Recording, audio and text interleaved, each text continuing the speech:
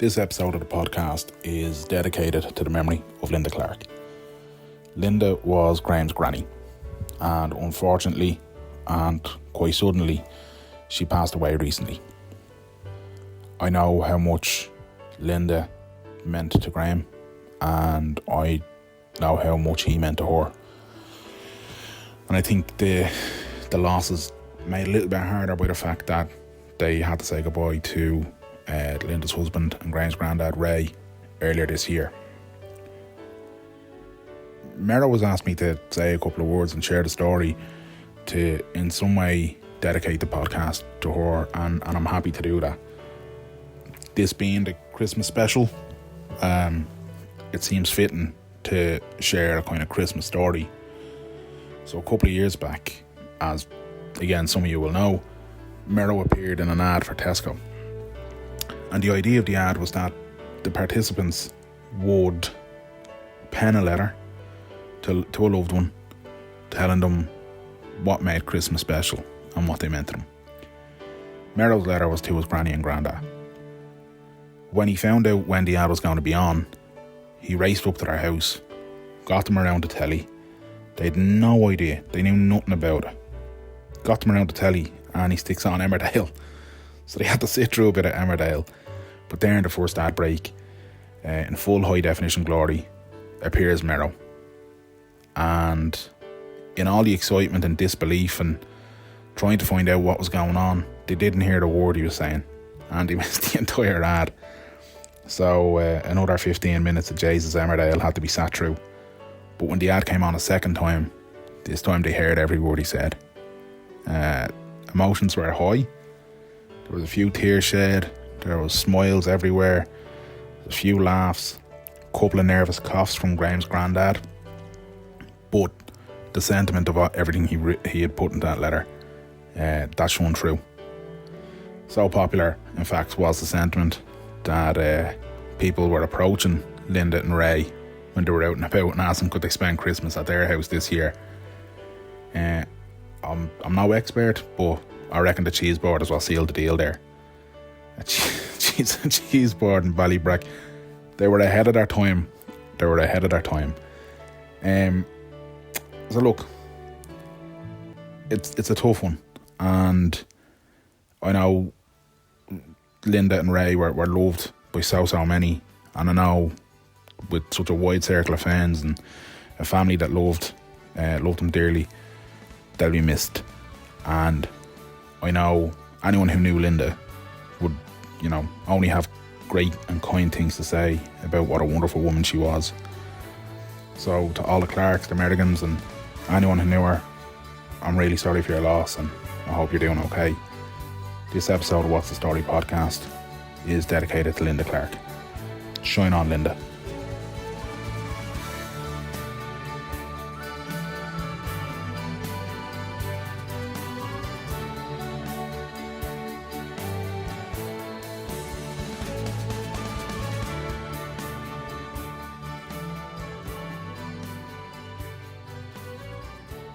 What's the Story podcast is brought to you by Manscaped, the best in men's below-the-waist grooming. Manscaped has taken over the world and is now available in all of Europe. For our listeners in Ireland, the UK and all across Europe, you can now purchase Manscaped products. So get yourself the right tools for your family jewels. We're all friends here. Let's be a little bit honest with each other. We've all tried to give ourselves a little tidy up, probably using the scissors and going delicately around the edges. Some of us might have tried a different razor that nicked us or scratched us. Some of us might have even ventured into the world of hair removal cream, which probably left your tallywhacker on fire, irritation and itch, and you praying you never have to go through that again. And ladies, I'm not just talking to the lads here. If you're sick of your fella stuff, looking like an angry Rastafarian, then Manscaped is what you need. The Lawnmower 3.0 electric trimmer is the greatest male grooming trimmer on the planet. If you haven't tried it yet, you're missing out. This third generation trimmer is waterproof. It features a cutting edge ceramic blade to reduce those grooming accidents we talked about, and the battery will last up to 90 minutes. The good news is the Lawnmower 3.0 is included in Manscaped's Perfect Package 3.0 kit. That kit also includes Crop Preserver, otherwise known as their ball deodorant. It also comes with Crop Reviver, Manscaped's own ball toner. Use these on your boys below the waist and you're going to feel refreshed and ready for anything. The Perfect Package 3.0 also comes with their shed travel bag and anti-chafing boxer briefs to complement not only their Perfect Package, but your package too. Head on over to manscaped.com and put in the code WTSPOD to get 20% off your order and free shipping. Yeah, that's right, 20% off your order and free shipping when you use the code WTSPOD at manscaped.com. Head on over, check it out. Your balls will thank you.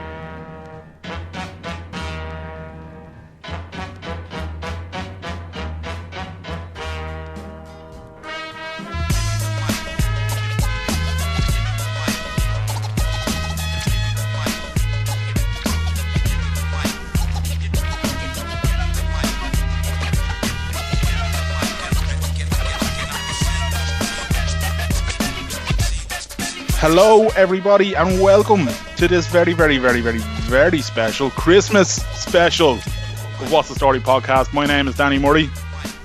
And I'm Graham Merrigan. How are you, Graham? Are you doing alright? Yep, as good as well as can be. Good man. We will of course go to our two at this point they are just our best correspondents. I think they're more than correspondents at this point, but before we bring them in, we just need to give a little nod to people who may be, and actually I might ask Gary's opinion on this as well. Gary Mackle, of course, being the love doctor. People who need to avail of male grooming products can, of course, go to manscaped.com and put in WTSPod and get 20% off. And free shipping. And for good man, Gary, and free shipping. For your ball toner and your ball deodorant as well. Exactly. Yeah, the right tools for your family jewels, all at manscaped.com. Christmas doesn't have to be, doesn't have to be hairy, lads. Doesn't have to be hairy. Paul's I will never. When you get the package, you open the package and there is a ball toner and ball deodorant. Yeah. I got your package. We'll talk about that in a minute. It arrived in the post, and the dog got at it. But I'll talk to you about the dog as well during the course of the evening. What's been going on with him? Excellent. So yeah, this is our Christmas special, and as a tradition, Paul Howard is joining us as always. So Paul, great to see you again. Listen, this is Christmas for me, especially this year, because it's not like I can go out or anything. True, it's very true. Gary hasn't left the house in 6 months. Oh, well, listen, I was on during the summer. During the lockdown, the first lockdown. I went out and I was driving to Dublin, and I had to sign 1,000 copies of the new Ross O'Carroll Kelly book. This was during the summer actually, and I had to sign 1,000 copies of Braywatch. And I was driving in it was in Eason's in the warehouse. So I was driving along the beach road, and a guard pulled me up, and I stopped, and I'd say it was about 23 or something, like straight out of Templemore, looked about 18. And he said to me, do you mind me asking where you're going? And I said, yeah, I'm actually going to work. And he said, what do you work at? And I said, I'm a writer. And he looked at me as if I as if I said, like, I'm injuring animals for pet hospital or something, And I said, I'm a writer. And he said, and sure, where would you be going then? And I said, I'm going to Eason's to sign copies of my new book. And he just looked at me and he said, now, would you consider that vital work?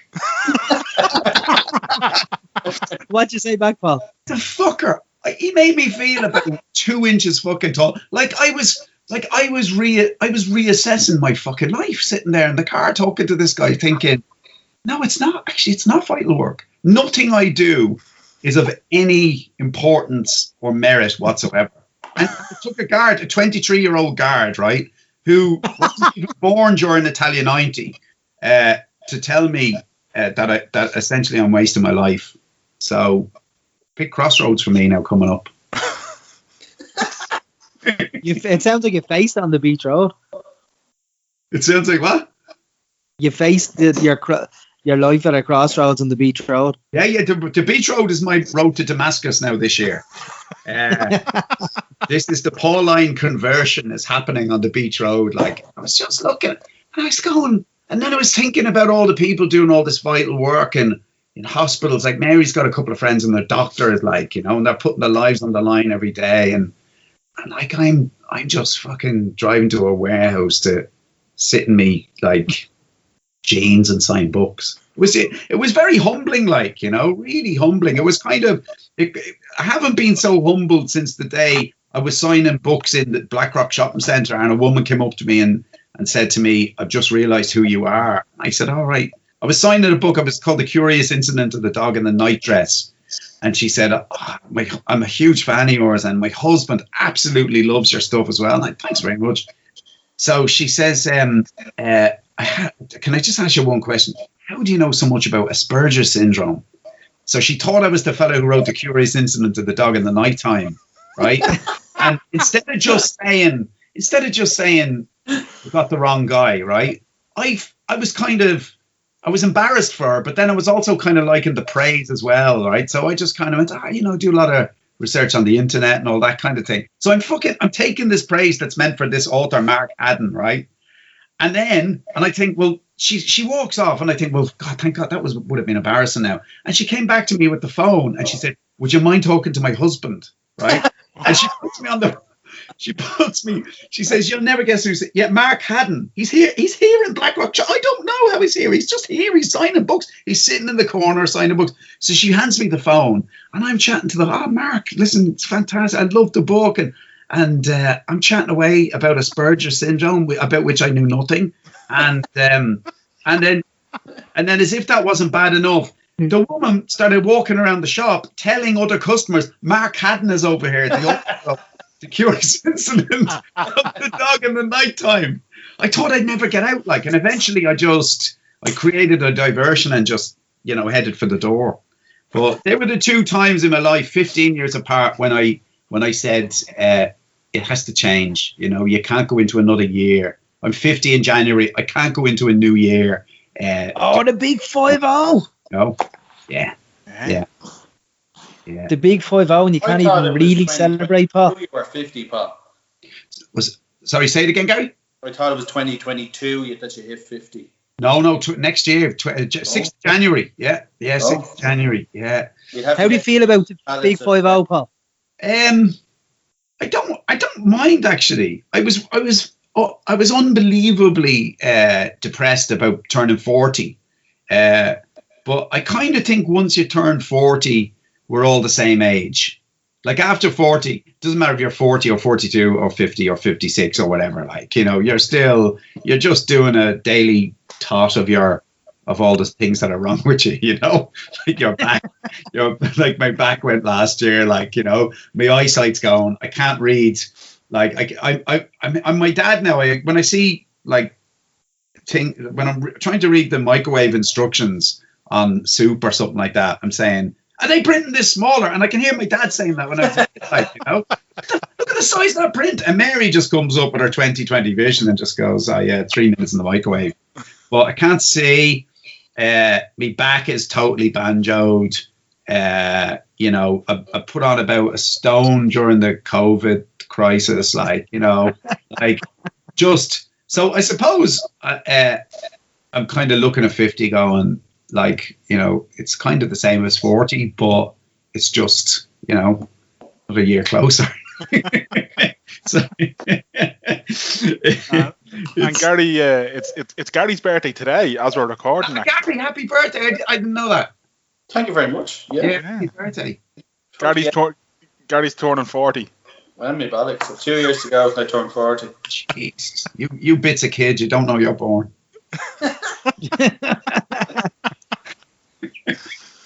Oh, God. What did you do for your birthday, Gary? Well, not a whole lot, because the schools are functioning, unfortunately. So it was a bit of a shit show here today because, well, school runs and all that, and then there was a Zoom call to Sandy at 5:30. How did that go, Gar? It was actually very good, in fairness. Your man was very good. €35 for 10 minutes. These cunts are creaming it. Jesus, a stripper wouldn't charge you that. No, but it was very good. You actually, I don't know who's around, so I won't say. Yeah, no, that's fine, yeah. But no, it was very good. It was exceptionally dear and a rip off, but it was very good. And the main man lived up to the bill, though, did he? Yeah, he was clearly from Finglas, but he don't have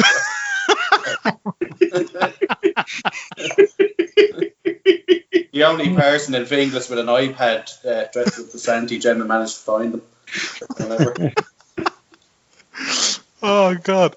No, lads, we as part of this, because normally we'd be doing this all together, but we can't at the moment. Merlow's gone on hold there. I think his finger slipped, did it? Jesus, are you back? He's back, right? Anyway, as part of it, because normally we'd be together in the same room and we'd give you a little gift. So this year we had to get a little bit creative. Now, Gary, yours is intact, but Paul, you were saying that yours has come into some difficulty. Yeah, I don't know what's in it. Look, like Mary came home and Humphrey was going at it, like it was left in the hall, and okay. Humphrey was going at it, but he's not been in great form like the last 2 weeks, Did I see he had a surgery recently? Yeah, he had a facelift. Okay, and is he looking younger? Well, I think he still looks the same, but I don't want to say it to him, because he was just tired of like other younger, better-looking dogs getting all the big movie roles, and there are not a lot of sort of strong male lead parts for dogs of 10 years of age, So he had this surgery. What really happened was his eyelid was kind of turning in, and his lashes were scratching his cornea. So it was kind of glaucoma, like, is essentially what he had. So the vet said it's easy enough, like, he said, it is a facelift, like you just cut the eyelid and then sew it up, pull it back and sew it up, So he did that. It's kind of nice because he blinks symmetrically now. Like he used to blink that, like one eye used to blink faster than the other, right? So he'd be kind of, it was like he was winking at you the whole time. Doing a bit of that, But where's he now, Paul? Is he asleep now? He's asleep now. Yeah. He has to wear the cone, the cone of shame. We got one with windows on the side of it, a soft one, which has windows in it, so he can kind of see peripherally. I think the thing that drives dogs mad about it is two things. Well, they can't see out of the sides, and they can't sniff the ground. And Humphrey won't piss until he can actually smell the ground. So I bring him out for a walk. You're like that, aren't you? And he's crossing his legs. He can't pee. And so I whipped the thing off him, and he'll do it then, But I had an eye operation, so I kind of know a little bit what he's going through. Like when I was about 20, I was cross-eyed when I was younger, like a proper turn in my eye. Like, so like this eye was looking at you and this eye was like going for the bus. And I went to the hospital and they took the whole eyeball out, right? And they just sort of tighten up the muscles at the back, and then they just popped it in, But I was telling a friend of mine about, actually we were talking about this in quite recently with this friend of mine, Jenny from Shankill, and I said to her when we were kids, I said to her, I'm having this operation, but don't tell anyone. Like I just want to keep it quiet. Like I was having it in St. Michael's Hospital in Dunleary, and she told everyone in Lawrence's, right? And I'd say there was about 45 people in the ward when I came to after the operation. They were all crowding around the bed, including lads I hadn't spoken to since first year. Like, everybody just wanted to go and see Howard with his eye out. So I kind of know a little bit of what Humphrey went through. I was mad cranky after I got it done, but he was like a demon. So anyway, cut a long story short, he went at the box, right? But right. I don't know what's in it. Mary kind of patched it together a bit with some sellotape. So it will be a surprise when I open it. Okay, all right. Well, the two boxes have very similar contents. I think there's one item that's different.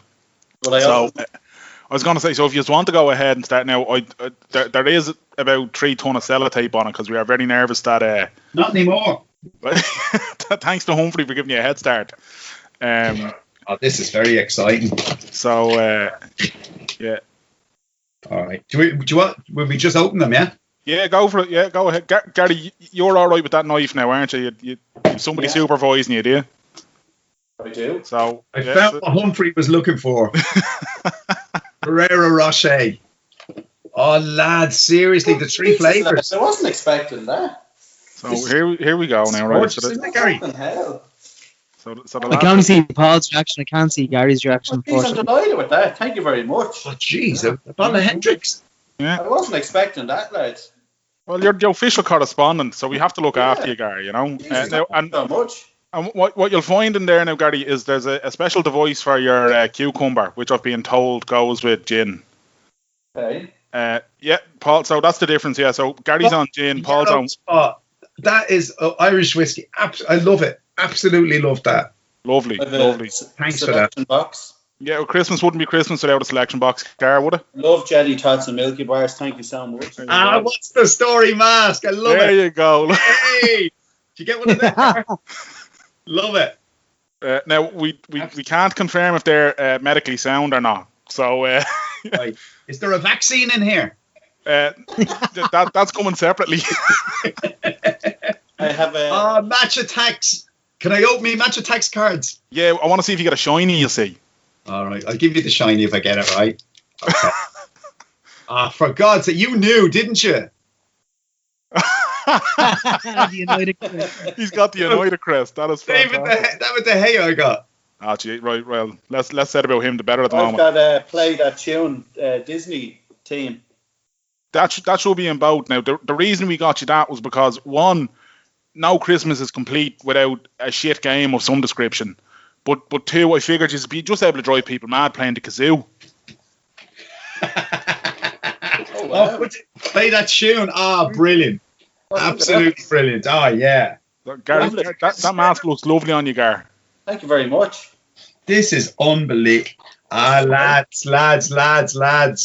A snack box. A selection box. Brilliant. I fucking love them. Which is your favourite of the Ferrero Rochers? Lads, thank you so much. You sounded like Father Damo there, Gary. Gary, do you have a favourite Ferrero Rocher? You'll probably. Obviously the original one is my favourite, but I have huge time for the Raffaellos. Yeah, me too. Yeah, I love them. Yeah, I buy the 3-packs now if I was when I go out to Dunce. You're better off buying more. It's a fucking 3-packs about €3. You get 18 of them for 6. But you can't eat them alone. They're like crack cocaine. Like, I have to be on the pipe all the time when I have them in the house. Like. This is amazing because I love the selection box, right? Because there's a Milky Bar in it, right? Love Milky Bar. And my nickname at one point was the Milky Bar Kid, right? And anybody who's ever worn glasses in their lives, right, especially untrendy glasses, will know that you're liable to be called either Joe 90 or a Milky Bar Kid, and I was called both, right? But there was a famous high court case in Dublin about 23 years ago where Steve Collins was being sued by Barry Hearn for breach of contract, right? And during the course of his cross-examination, he was asked about this book he wrote, and he said, well, you know, I that really wasn't my book. That was Paul Howard wrote that book. And they said, well, he ghost wrote it for you. And he said, yeah, but he really wrote it, you know. He's a journalist, I know. I call him the Milky Bar Kid, right? This was said that, right? And the next day in the Indo, across 8 columns, right? There's a quote from Steve Collins, and it just said, "My book was written by the Milky Bar Kid." Like, it took me about 5 years to live it down, like, you know. Oh, no. Did you fall out with him, Paul? Yeah. You fall out with everybody. If you ghostwrite a book for someone, it's part of the deal that you eventually fall out. You know, we fell out, pretty badly around just before the court case. Because it was kind of complicated. He was suing Barry Hearn for Barry Hearn was suing him for breach of contract because he'd just broken his contract with him, and Steve was claiming justification in breaking the contract because Barry Hearn wasn't acting in his best interest as manager. So the only problem for Steve was that he'd written this book in which he talked about how Barry was the best manager in the world and how he changed his life and everything. So Steve had to put distance between himself and the book, which meant saying that I wrote the book, even though he got all the money from I got $1,000 or something for writing it, he had to basically say it was nothing to do with him and that I wrote it, But anyway, I mean, that was fair enough. I understood that. But he didn't have to call me the Milky Bar Kid in the High Court. I remember going into work at the Tribune the next day and somebody had put a big pile of Milky Bars on my desk and I never fucking found out who it was. That'd be called bullying now. In them days, it was banter, But I ate them. You and Packy are still good mates, Paul. Yeah, and me and Roddy are great mates as well. I find, I kind of known the family for a long time, and me and Steve fell out, but I mean, I don't know if we're still on bad terms because I just haven't seen him for 23 years. I mean, I doubt very much if he gets up every morning and thinks about me. So, and I don't really think about him. When I see a Milky Bar, I do. But well done, Danny. Well, that's ruined that then. Danny, I find that selection box very triggering.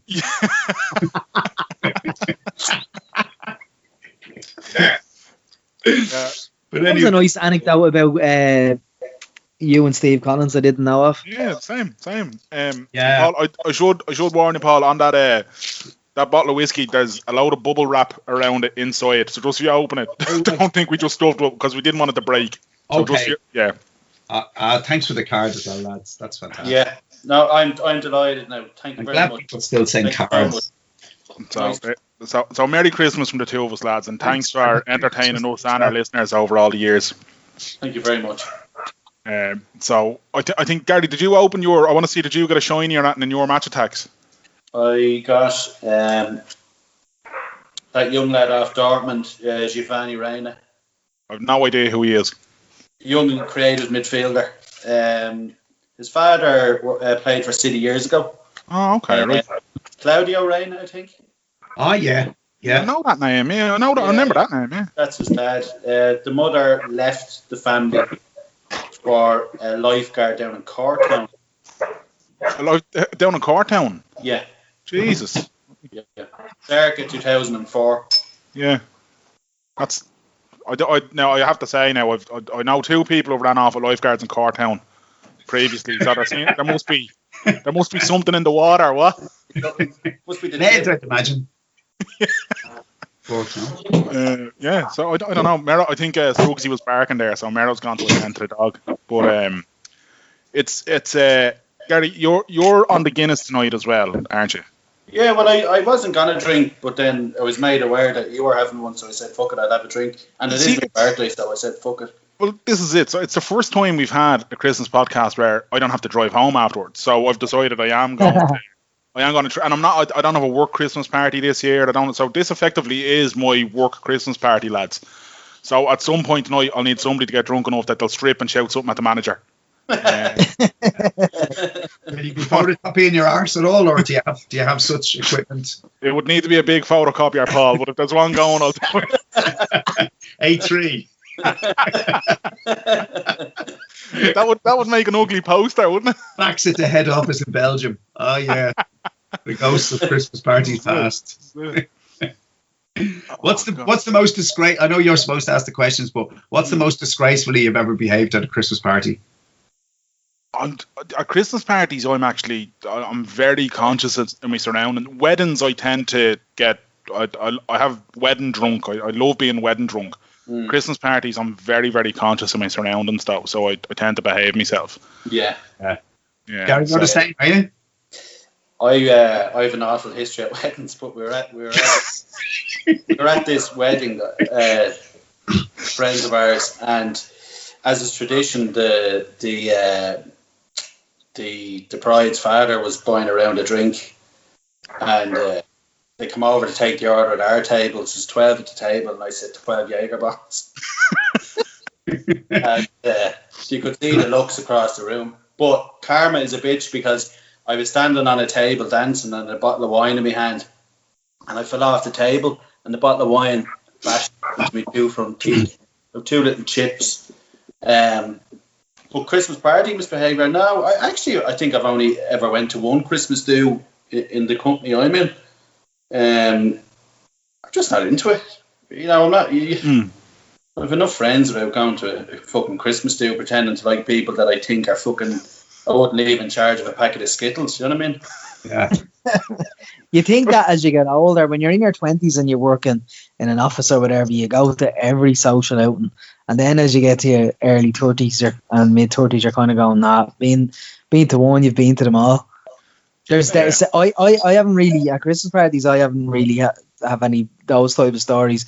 But certainly from colleagues watching on, you're kind of going, is so-and-so married?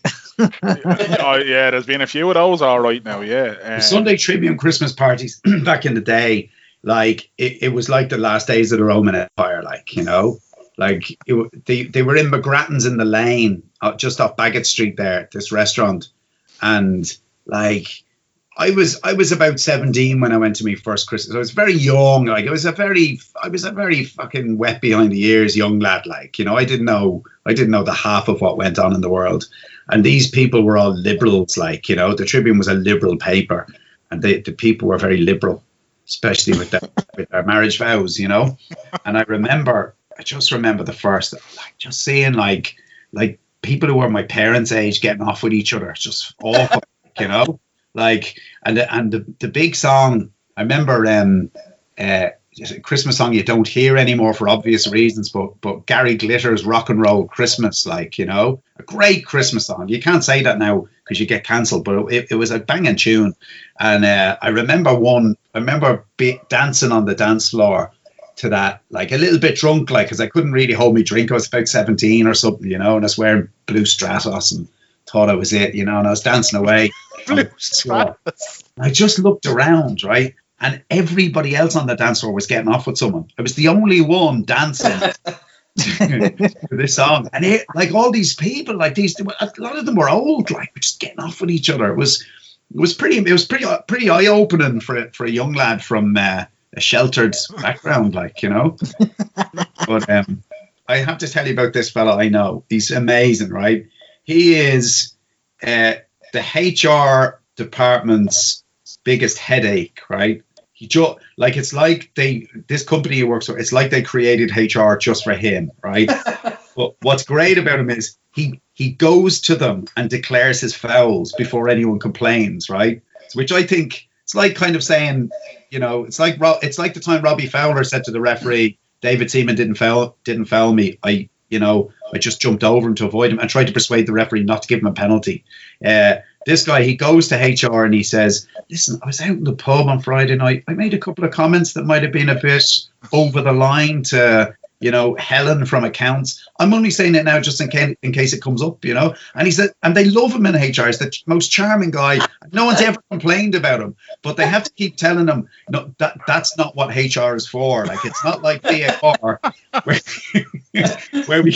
where we all sit down and discuss the incident, right? You know, if somebody complains about you, we will take it very, very seriously. But you can't kind of try to, you know, offset the complaint process by declaring it and saying, yeah, no, hands up, before anyone says anything, that was me. It's not a bad shout to try, and, you know, that old tactic of I'll get ahead of it. If I get ahead of it, then, you know, I like that style. Gary, what shots are you drinking there, Danny? They're Jack Daniels. So I was saying to Gary before we start recording, a friend of mine and listener of the show, Anthony O'D, himself and Owen Ward sent me little Christmas presents, and it's a lot of Jack Daniels essentially. So I'm indulging, and they're delicious. There you go. I can't drink whiskey. I can't even smell it. I just can't deal with it. The other half doesn't let you drink whiskey. Is that right, Gary? Well, there was an incident circa 2010, all right, as well, which didn't help matter. Are you allowed to disclose?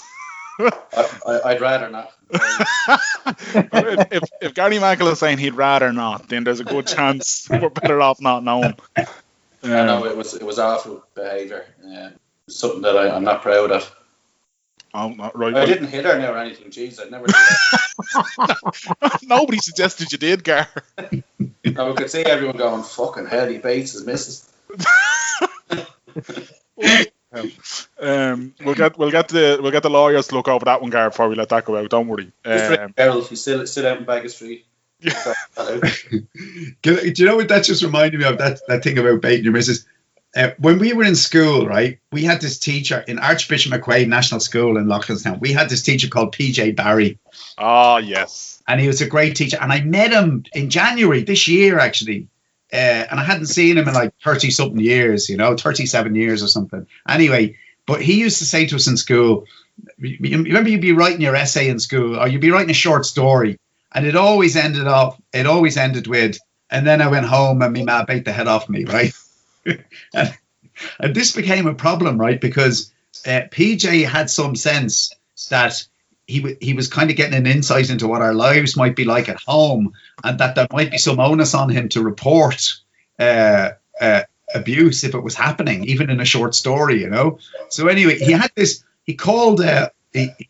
sort of parent-teacher meeting, called all the parents in, and he told all of our mothers to tell us, if we're writing a short story, never to write about getting the head bait off us at home.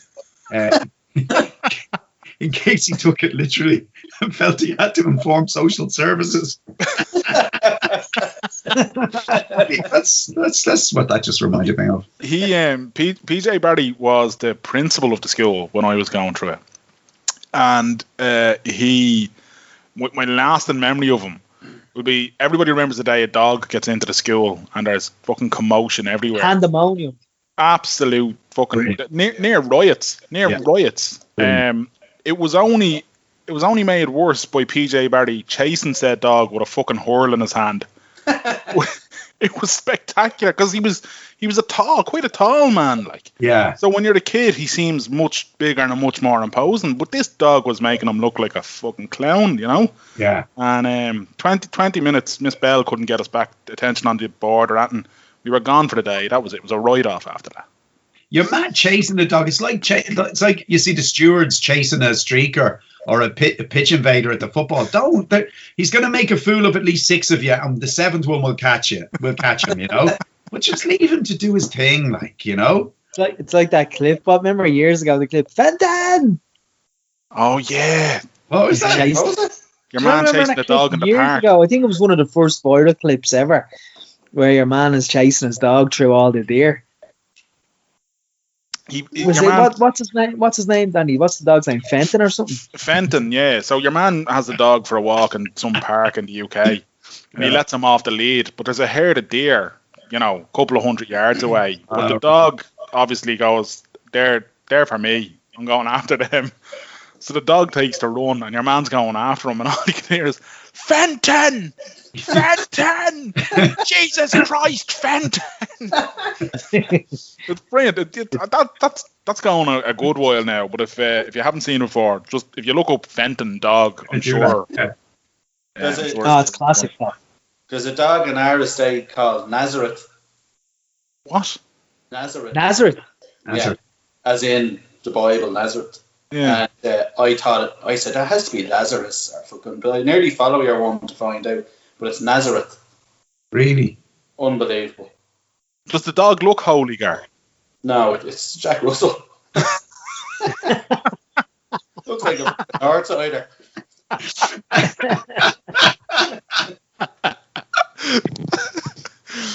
They're very ranty, aren't they? They're an awful lot, It's I quite like them, but not in the way they like me. Yeah, they be up your leg, They're the Millwall of dogs. Yeah, Millwall of dogs. They're gurriers. They're into everything. They spray deodorant into a bag and snort it. They're just scumbags. Yeah. But the randiness is the thing I can't get over. Like, you could be getting on very well with the dog, platonically, just sort of petting it and stuff, and then the next thing he takes that as a signal, and he's up your leg. But they're very, the lipstick comes out. The little doggy lipstick, and it's very hard to discourage a Jack Russell when he's feeling amorous. But I did my cousin had a Jack Russell, and he was fixed to my leg once, and I was trying to get him. I was trying to, let him down gently. Fixed to my leg. And his little, his eyes, he had his eyes shut, and his little head was back like that. He was absolutely, getting bed into me, and I couldn't kind of calm him down. He was just too passionate. So I sort of swung my leg, and the poor little thing went flying across the room like he fucking jet lagged when he landed.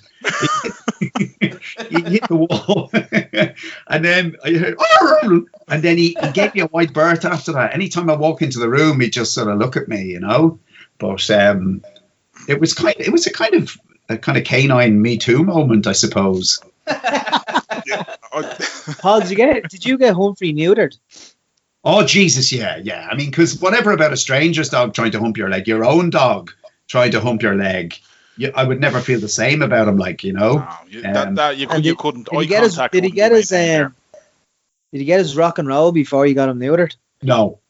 Actually, as it happens, we got him neutered at home because Mary's brother is a vet, and he did it on our coffee table. Actually, a bit like don't really enjoyed drinking coffee on it since, because Mary acted as scrub nurse to her brother. And Humphrey was out for the count on the I mean, he knocked him out first, like he'd have all that stuff, and he took his balls and then he sewed them up, right? And this is the worst bit, right? Like, he opened the back door and he threw his balls out into a hedge, right? What? Yeah. Like, and because he's a vet, like, so he doesn't get, like, I'd have buried them and had a little made a speech or something, a little oration. But he wouldn't get kind of passionate, but like he wouldn't get kind of sentimental about the dog's balls. To him, they're just awful, like it's just meat, So when he got his balls into the hedge, what's that? Did he not ask you if you wanted them?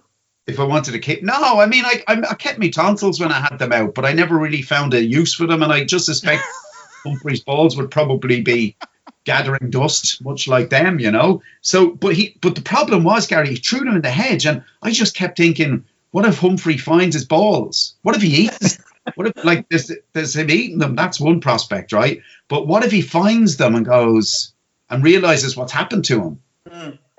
So I had to go out at night and look for them in the hedge, and I found them. I did find them, But I didn't feel the urge to keep them like I did. What did you do with them? Oh, I think I put them in the bin. I did actually. I wrapped them in one of his little baggies for his poo, and I put them in the bin. Why did he throw them in the hedge, Paul? I think because vets are desensitized to that kind of thing. Do you know what I mean? Like he would be pulling like calves out of cows every day, like, and doing all sorts of stuff to horses and stuff like. So I kind of think it's like, the way doctors are just not sentimental about stuff. The way, like, you're in a hospital and you kind of expect some TLC from the doctor, and he's just like very matter of fact. Like Varadkar, the way Varadkar is just very, fucking tough shit. Like, this is what it's like, Don't be ruining it. Don't be ruining Christmas with the V word. When you mentioned that he carried the procedure 1-0 to Liverpool, by the way. This has made my Christmas. Oh man, Graham. He's like fucking Chris Kamara there giving us the updates. When you mentioned that he just had the operation on the table, a mate of mine is Jewish, and he explained to me that as a baby when circumcised, it happens in the family home. It's a big ceremony thing in the family on the kitchen table, and I was just like, fucking really hell. Yeah, that it's like it's part of the whole thing where take your pullover off you. Yeah, pretty much. I forgot the word rabbi there. I was going to say that the knight comes in and does the deed, but I might be insulting to our Jewish listeners. But yeah. I had to ask my mother in the last 3 years if I was circumcised, and she said I wasn't. Could you not tell yourself? No, but this is where I'm going. Like, I grew up thinking that I was. And you learn about circumcision in biology and all that. And I said, Jesus, when on the road, obviously I must have been circumcised or whatever. And I don't know how it came up. And I said, sure, I was circumcised. My mother says, no, you weren't. So I was. She said, Gary, you weren't. Well, somebody circumcised me somewhere. I think it might have been Dr.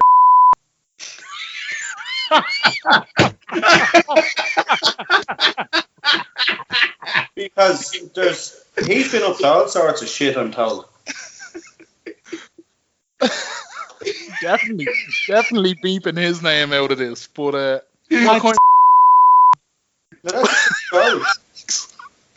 I remember, this is true as God. I remember I was about 5 or 6 and I was in Dr. I don't know what was wrong with me. I don't know why I was there.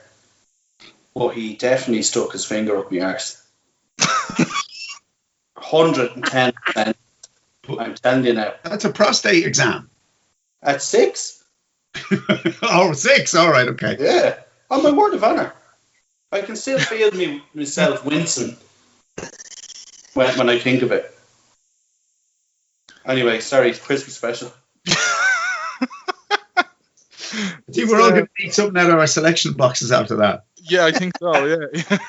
Jesus. Don't take a Twix because there's 2 fingers in that. Just as well it's not a fucking Kit Kat, Gary.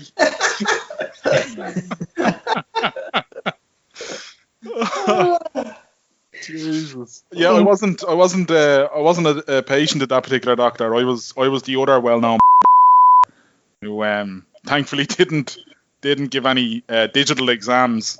At least the other doctor. Doctor. Oh yeah, up in road there. No, it was opposite.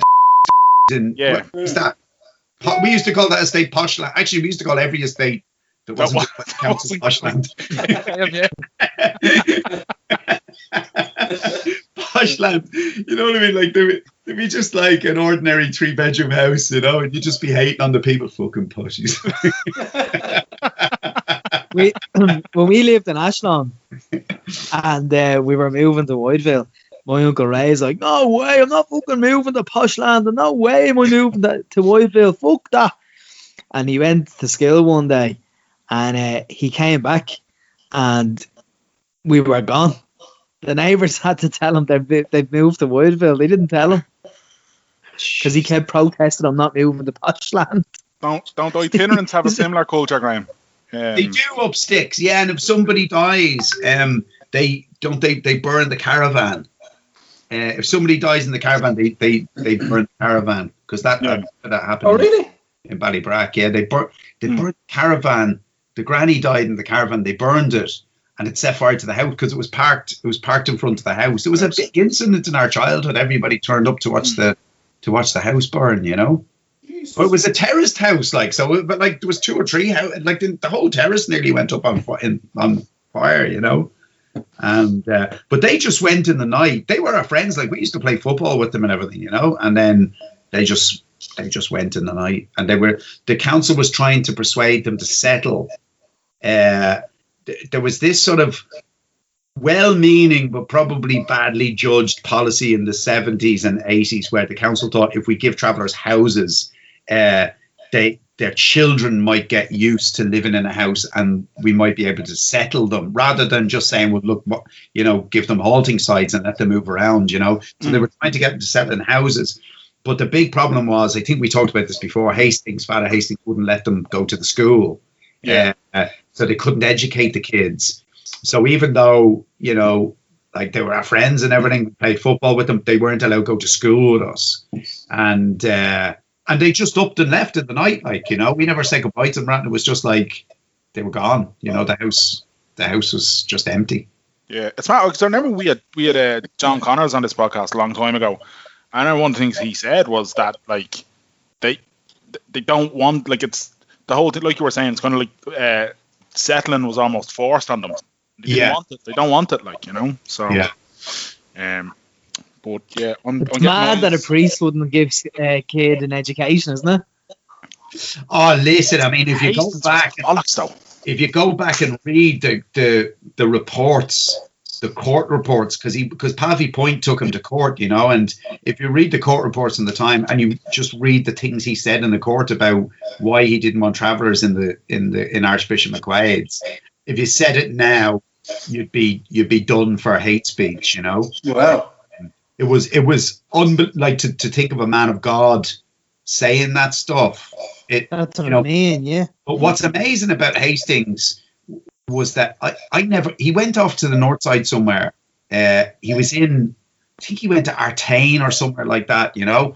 And I Googled him recently to find out was he still alive, you know. And the last mention I ever found of him anywhere was in 2002. And he was interviewed by Jerome O'Reilly in the Indo, because what he'd done was all the candidates in the 2002 election had put posters up and down the road outside the church, and Hastings went out at night and took all the posters down. And the politicians complained and said, look, that's a public road. And Hastings said to the Indo, he just said, well, I've never seen any of those politicians at Mass, so they're not entitled to put their posters on the road where the church is, you know. And that was kind of the measure of the man. And he must have been 80 at that point in his life. And I just read that and went, that's exactly what he was like at 50, like, you know. He hadn't grown at all, like, you know. There was no fucking growth or emotional maturity. 1-1 against Liverpool in Liverpool Spurs, by the way. Yeah, Son scored a cracker. It went to VAR, possible offside, but it wasn't. He's unbelievable, son. Like, I can't understand why he's not spoken about as one of the greatest players in the world. It has Because he's not white. Because he's not white. Yeah. I definitely think there's something in that. You know, he's better than De Bruyne. Yeah, De Bruyne has been shite this season. Yeah, and last season. Yeah, he hasn't been great, and he looks like he's carrying a bit of timber too. I think Jack Grealish is the most eye-catching player in the league at the moment. I think he's fantastic. Is that just because of his short shorts and low socks, Gar? Well, they do contribute to it. No, but genuinely, I'm fascinated watching him play football. I think he's not long for Villa, is he? No. But why is he still there? Like, his optimum time to move, he should have gone 2 years ago. Like, so what? Why is he still there? He got relegated with them, and he went down with them, but then they made him club captain, so maybe he just felt he had a responsibility to hang around a bit more. Yeah. But Jesus. Now, when you're given a title in lieu of career advancement, that's the time to fuck off, isn't it? You know what I mean? Oh no, we're gonna call you. No, fuck off. Just give me the money. Let me go. Right? Call me anything. I sit down and watch Villa all the time. I think he's fantastic. I really do. To be fair, he's a great player. He'd be perfect for United, actually. Yeah, which is exactly why they won't fucking sign him. Exactly. Yeah. I actually think he'll end up at City. Jesus. Paul, you made a very good point on social media there recently. I think it was during the United City game, where regardless of what way City are playing, commentators are tripping over themselves to talk about how good they are. Yeah, they're contractually obliged to say, even when they're playing shit, they're contractually obliged to say, of course, Man City have lit up the league under Pep Guardiola.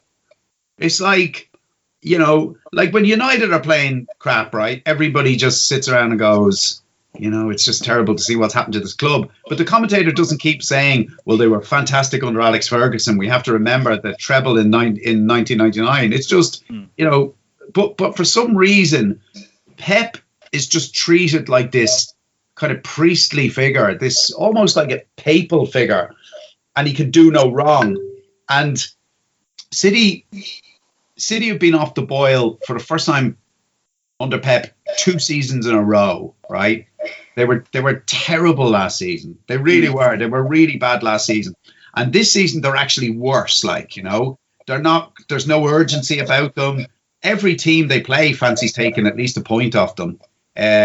He's not replacing players. You know, you're always hearing about, you know, he's missing this centre. There's no excuse for Pep to be missing any players because he's got the biggest checkbook in the world. He can sign any player he wants. Exactly. So there's no excuse for him to say, oh, I don't have a centre half, or you know, Raheem Sterling is only 50% fit or whatever. he's kind of getting away with murder a bit. I think and the Champions League thing, he's blown it year after year after year with City. When you look at who they went out to, Liverpool, Spurs, who did they go out before that? Was French team, Monaco. Leon and Monaco 4 years ago. I mean, they didn't go out to great teams, really. Yeah, I think you're right, Paul. And I think as well with Pep, you look at the side that he inherited at Barcelona. Jesus, Xavi, Iniesta, Busquets, Messi. The list is endless. Yeah. Roderick O'Gorman could have managed them and probably went on to win more. But I don't know if Pep is a bit of a myth. There's no escaping the trophies that he's won. But Jesus, City are on a massive slide. Pep, a bit of a myth. Relax there, Miguel, there, will you? It's hardly a myth. Well, he might be. I think he might be. I mean, he's clean. Miguel Delaney on the line, didn't he? He's never done what Mourinho's done, for instance, right?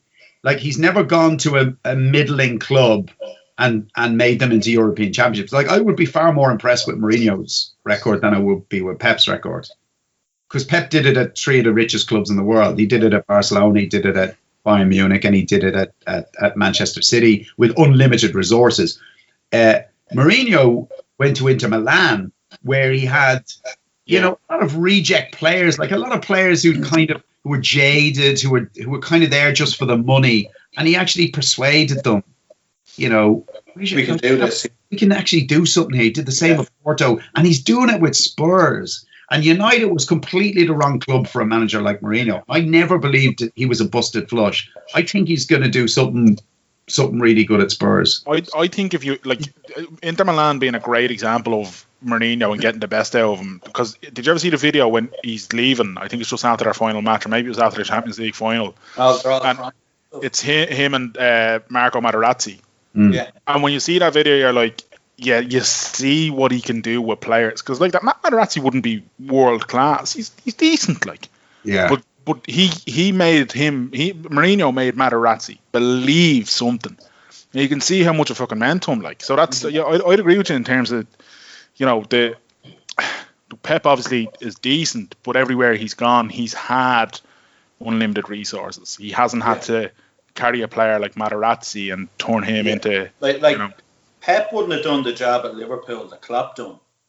No, absolutely not. I'm not sure if you can measure it by that, but I mean, what Klopp has done at Liverpool is unfathomable. I mean, that club before Klopp got there was probably the worst ran club in England. Klopp arrives, the whole thing flips. I know everybody raves about Michael Edwards, but it's all about Klopp. I mean, what he's done there is just fascinating.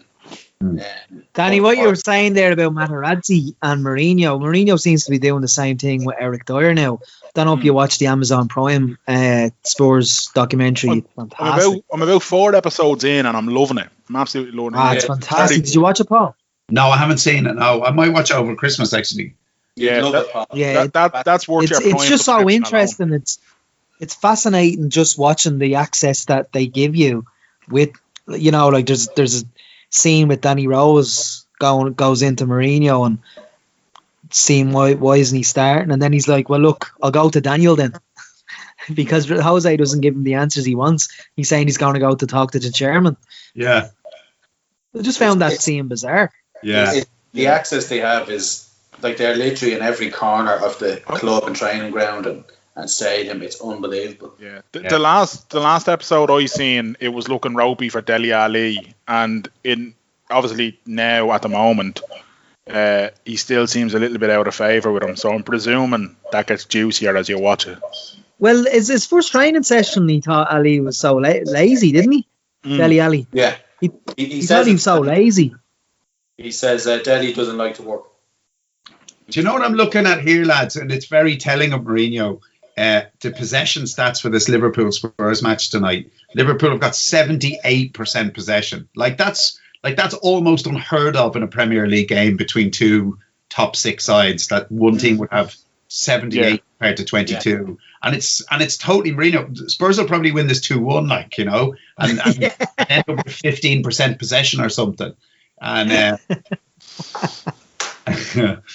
And your dad be ringing you. the only Jesus, yeah. The only problem with Spurs now is that Harry Kane hasn't finished the season for about 5 years, has he? Or a sentence.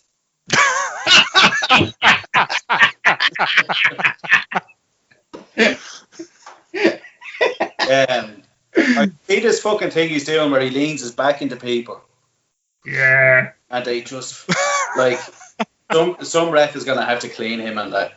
Like he's literally lashing into lads and they just fucking tumble. Yeah, Shearer used to do that as well, didn't he? It's kind That's right, yeah. Yeah. And John Fashanu used to do it as well, actually. Yeah. He'd get the elbows as well, though. Yeah.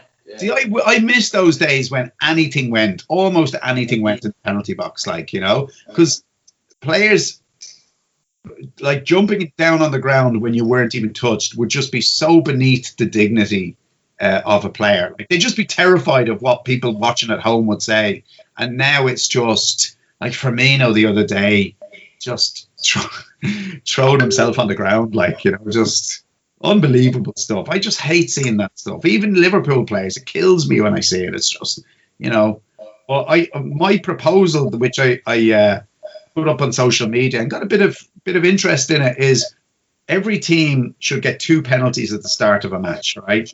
Guaranteed. And you either score them or you miss them, right? And then the match starts. So after you've had your 2 penalties, you're not allowed to claim anymore, right? So anything goes. So it would be like fucking rollerball in the box. Like, you can kill each other in the box. But there's no such thing as a foul in the penalty area. Yes, there are fouls in and around outside the penalty area or anywhere else in the pitch. But in the penalty area, you can do anything you want to anyone because you've had your 2 penalties. And I just think it would get rid of all this kind of appealing and all the rest, you know, and the game held up for VAR and and people like examining like minimal content, because the whole thing's a joke. Like if you get fouled in the box, you never get a penalty unless you go to ground, right? So somebody could pull you back. Or I've seen Maguire do this, like both arms around your from behind, like, you know, but unless you actually hit the ground, the referee never gives a penalty. So they've incentivized diving that way, that you actually have to dive, otherwise you're not going to get it. Mm-hmm. And that just makes a nonsense of the game. So I just think, get the penalties out of the way. Have it instead of that lining up with the kids thing, because I'm not into that. Like, you know, I hate all that. I'm with Roy Keane on this. I hate all that niceties thing, walking out, holding hands with kids and shaking hands. I just want the intensity of 2 teams who hate each other and want to destroy each other. Yes. I'm with you on the intensity in 2 teams. Bows and Rovers. That's what Bows and Rovers is all about, Paul. Now, do they hold hands with kids on the way out? What, Paul? Do they hold hands with kids on the way out? Like, do they have to bring children on the pitch and all that? See, I think kids have their place, right? And that's great, but I don't want to see them on the pitch before a match. You know, I just want, and I like this Bows and Rovers thing. I might go and see them. Well, no, you've said that you're coming with us next season, so yeah, as soon as we get the vaccine. Yes. Yeah. Right. Yeah, that's I want to see Hooperman and Eric Lawler knocking 7 shades of shite out of each other before the match. Not these, you know. The Shamrock Rovers mascot, Hooperman. Hooperman, right? See, I like VAR, lads. I fucking love the controversy. I love I'll tell you what it actually is. It's Twitter that I love over VAR. I love watching people have a fucking meltdown over VAR. The entertainment I get out of that alone is just. It's just not being used properly, is it? Well, it's used great in other sports, you know. I mean, like, used to deprive Liverpool Football Club of the Premier League. Really, in my view. Well, I mean, COVID was used to give them the league, Paul. So we didn't invent COVID, like we, you know, and the league before anyone heard of it. You know, the league was won last November when Liverpool beat City, essentially. You know, but. I think you're right. I think VAR, the way they're using it, like referees are terrified to make a decision now, and they're getting the lads in the van to tell them change decisions and stuff like that. And that's not what it was for. The problem, the thing I've learned with VAR is that it's this search for moral exactitude in everything now.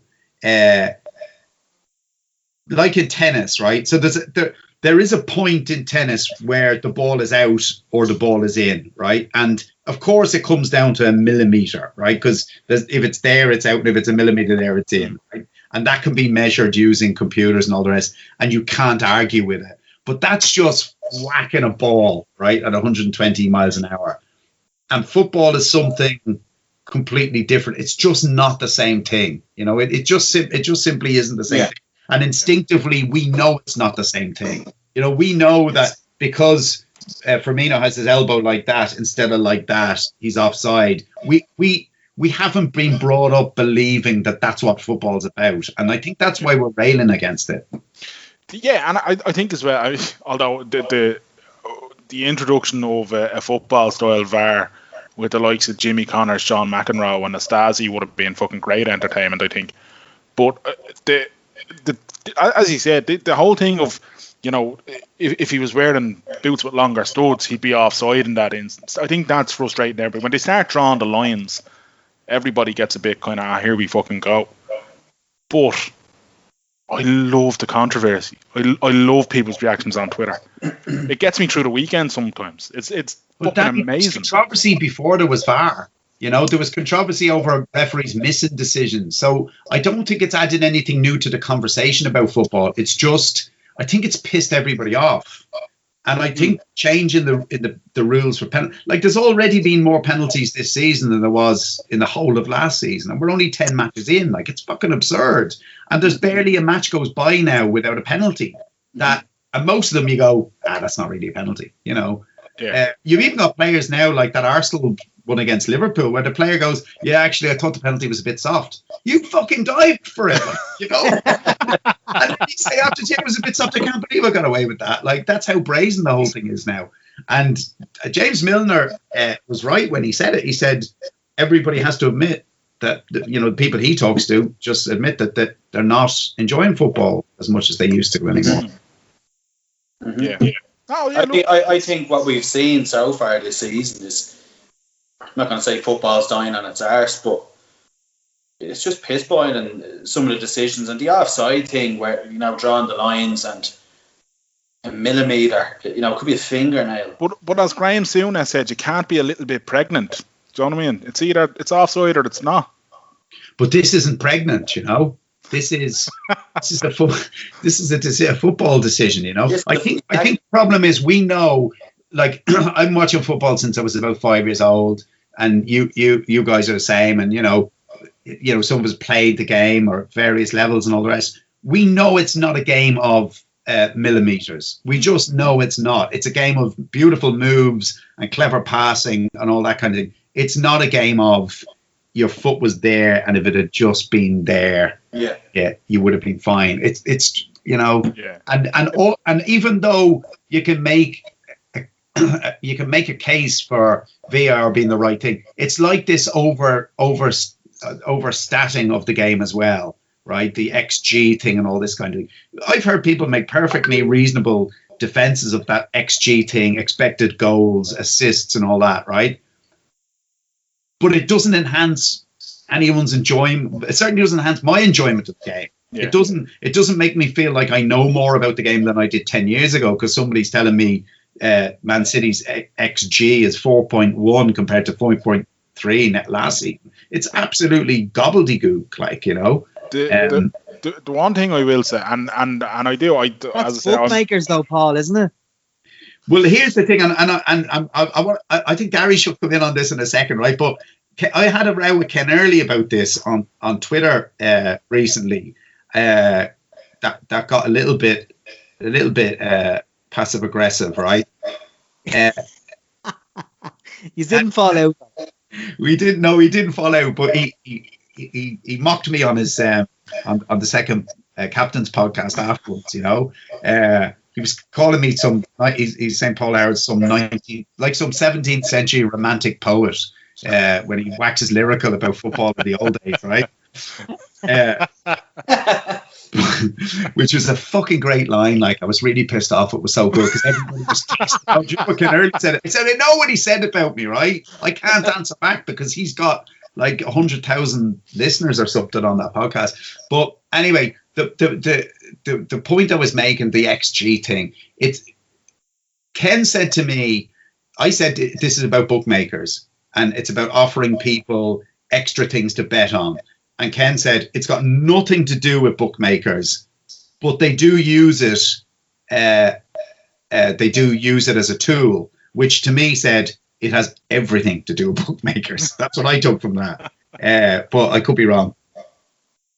Gary, do people bet on XG? Not literally, but I mean, I suppose XG affects how markets are priced. Right, yeah. Which is what Ken would have meant. Yeah. I mean, you sorry, Danny? I was going to say, but it do, people can, though, because I've a mate who bets on a player to have shots on target using those kind of statistics. Oh, yeah, you can bet on, say, Mo Salah to have over 1.5 shots on target, yeah.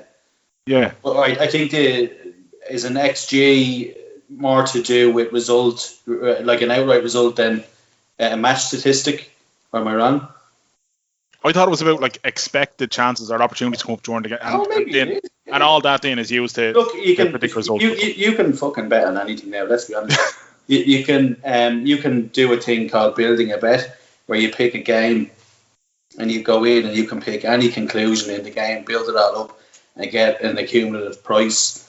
And like that, you could have over, Mane to have one shot on target in the first half. If there's a demand there, there'll be a market for it.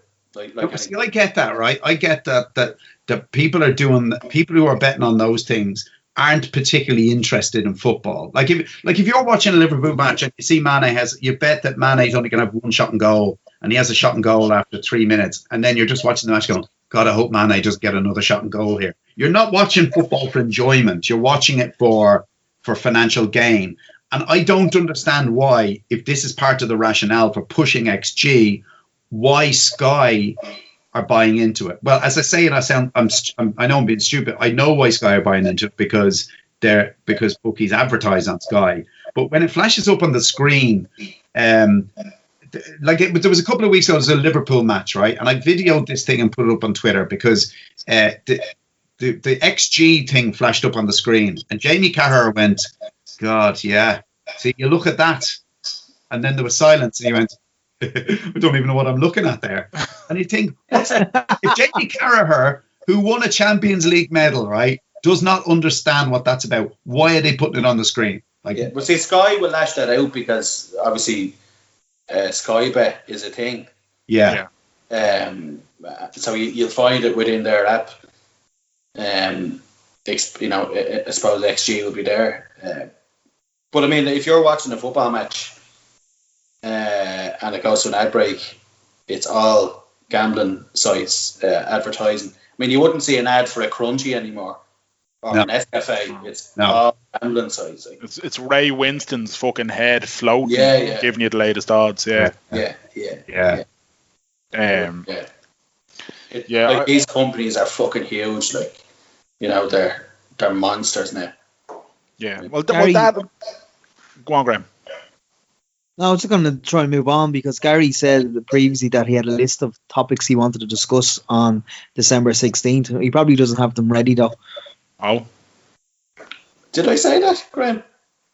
Well, while you and Danny's WhatsApp group, you were saying, I'll be discussing this on December 16th.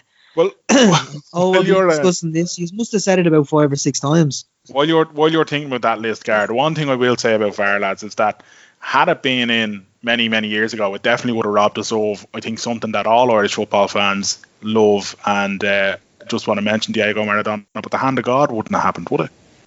No, it wouldn't. Absolutely not. Paul, you have... well, you had. I think you tried to drink part of your Diego Maradona memorabilia.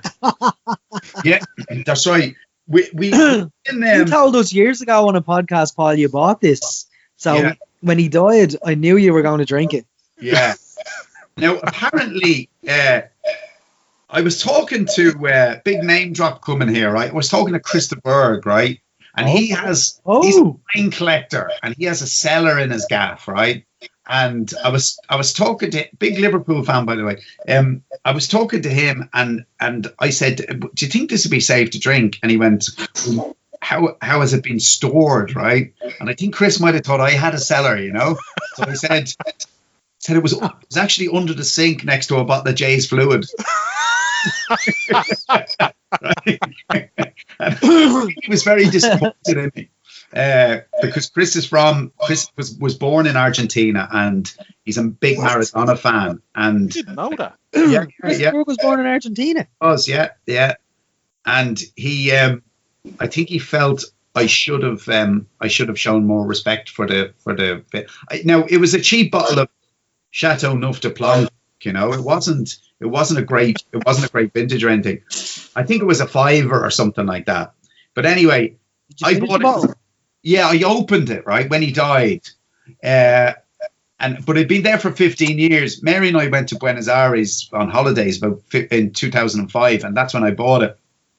Like I said, it was under the sink. But when I put the corkscrew into it, the cork disintegrated. Now, usually that wouldn't be a disincentive for me to drink the wine. Like, you know, I'd have no qualms about like sieving the bits of cork out into a pot and then pouring it from the pot into a glass or two. You know, I wouldn't be snobbish about it at all. But I took a sip of it, and my life flashed before my eyes. Like, you know, I actually thought this could be life changing. Like, do you know the first time you drink real poutine? If you had real poutine, I had a mouthful. Well, not a mouthful, maybe a spoonful. Yeah, and then you start remembering all the stories about how you can go blind drinking it, right?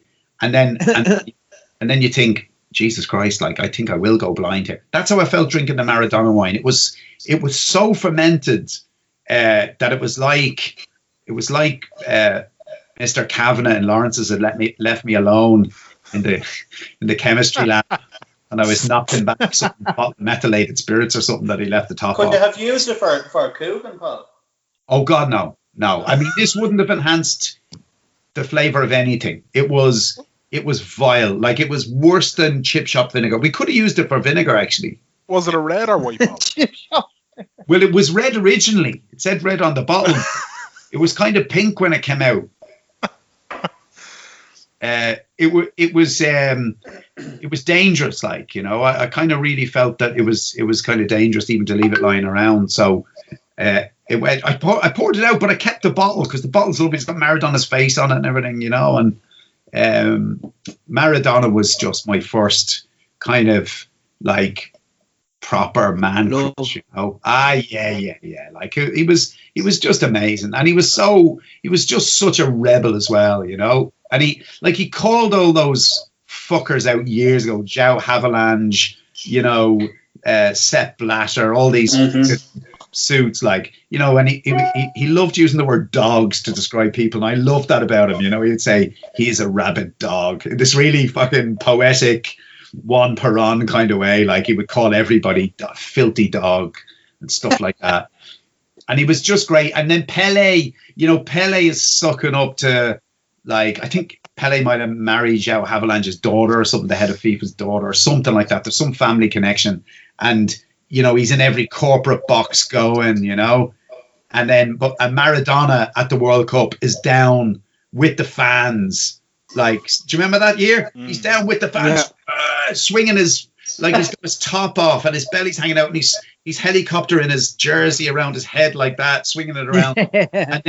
and then 2 years after that, he's committed, like he's in an institution. And then 2 years after that, he's managing Argentina at the World Cup. I mean, like, you just look at this mental trajectory. Like, he's up and he's down, and I just loved him for that. Like, absolutely loved him for that. And he never ever went corporate. And that's just something that's just so. He was just so pure in that way, you know. The video of him warming up when he was at Napoli Oh yeah. I think everyone has seen it, and life is playing in the background. It's fucking amazing. I mean, you look at that, and you look at all the stretching and all the other stuff that all the other players have to do and everything, and he's just walking around singing, doing keepy uppies like. He's just like that gets better every time you watch it. Actually, it really does. It really does. Yeah. He had this. He just had. You get to see him play in Ireland, Paul?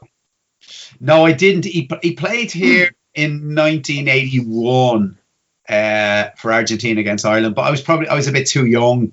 I was 10 then, you know. So I went to my first match. I saw Paolo Rossi play right in Dalymount Park, and that's the first football match I ever went to, like first international match. Ireland against Italy. Imagine this, right? The world champions. Was that with me, Dan Keith? What's that? Was that with me, Dan Keith? No, I didn't know. I didn't go with Keith and your dad. No, I went with a guy called Stephen Brown. Do you know Browner from Ballybrack? Yeah. But we went to that match. Like, Italy were the world champions, right? And they were taking money at the gate for the match, right? This is like 4 years before Hillsborough. They're just taking money at the gate. And no ticket or anything, just like £2 in you go. And there was a crush in the crowd. This is like 4 years before Hillsborough. There was a crush in the crowd. And some really fucking smart guard said, open the gates, let them onto the pitch. And they opened the gate, and we watched the match right behind the goal, sitting behind an advertising hoarding, right? And every time there was a goal, there was 3 goals in the match, there was a pitch invasion. We ran on the pitch, right? And I went up to Paolo Rossi, and I had my program and a pen from school, and I said, can I have your autograph? The match is still going on, like, you know? And he just looked at me and he said, get off the fucking pitch. Better than an autograph, right? It was 100 times better than an autograph, because he looked me in the eye and he swore at me. And it was the next day in school, and I was telling everyone, he just looked me in the eye, get off the fucking pitch. It was great. And I said to my dad last week, I said, what the fuck were you thinking, letting me travel from Ballybrack to Dalymount Park at 13 years of age with another 13-year-old friend of mine to see a football match, you know? What were you thinking? Like, what kind of parenting is that? And he said, I was very touching, actually. He said to me, that was your mother's idea. She always said she didn't want you to be afraid of anything. Lovely. Yeah. Fucking hell. Now, like, you know, I don't know if parents would let their kids do that now, but it was pretty, you know, it was pretty impressive, like, you know. And it was great because I had a 2-litre on the way to the ground, like. It's the freedom. I didn't. I'm only joking. That's a great line. Yeah, it was. You know, it's brilliant. But football was great in those days. Nobody went to see the Ireland team in those days. Like, it was just so easy to get into matches.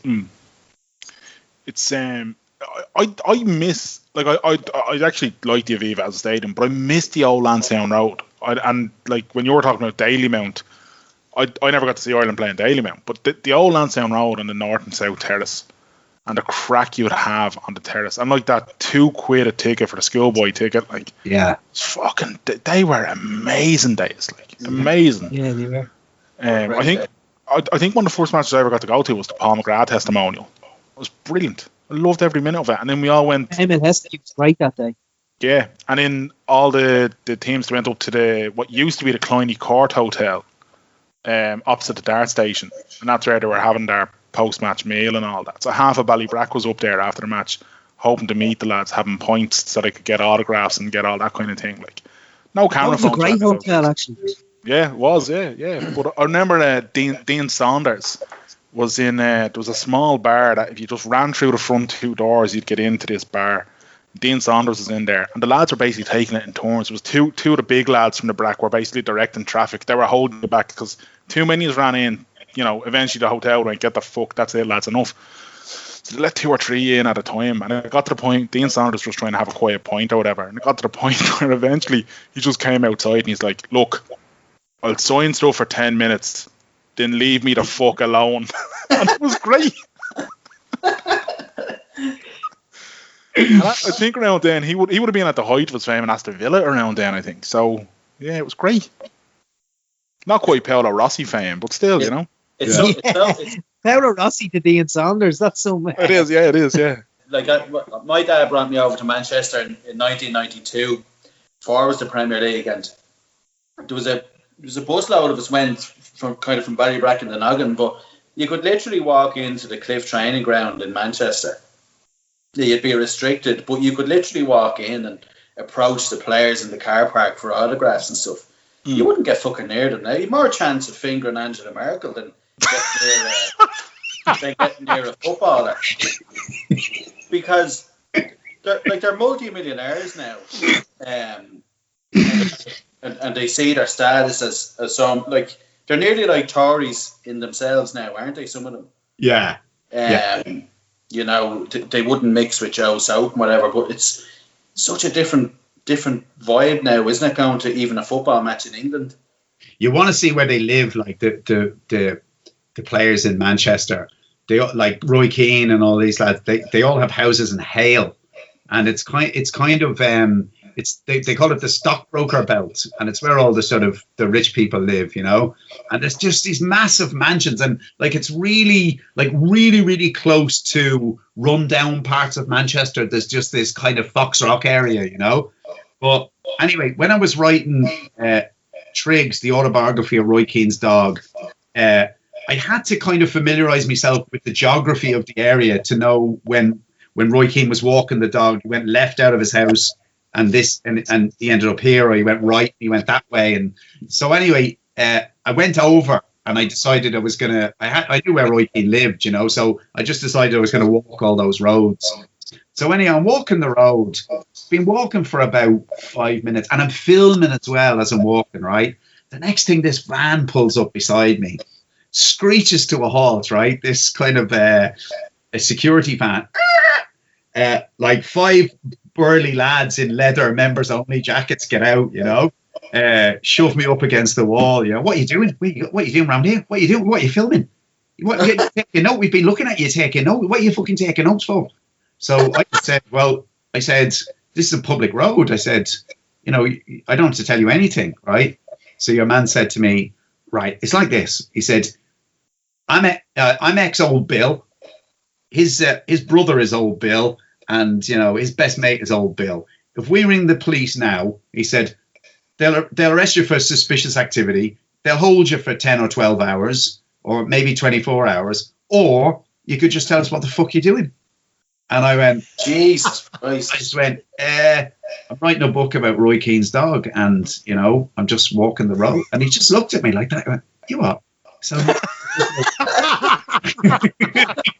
I said, it may come as a surprise to you that this Labrador, she's very well known in Ireland, like, you know, and I'm writing a book about her. I'm writing her autobiography.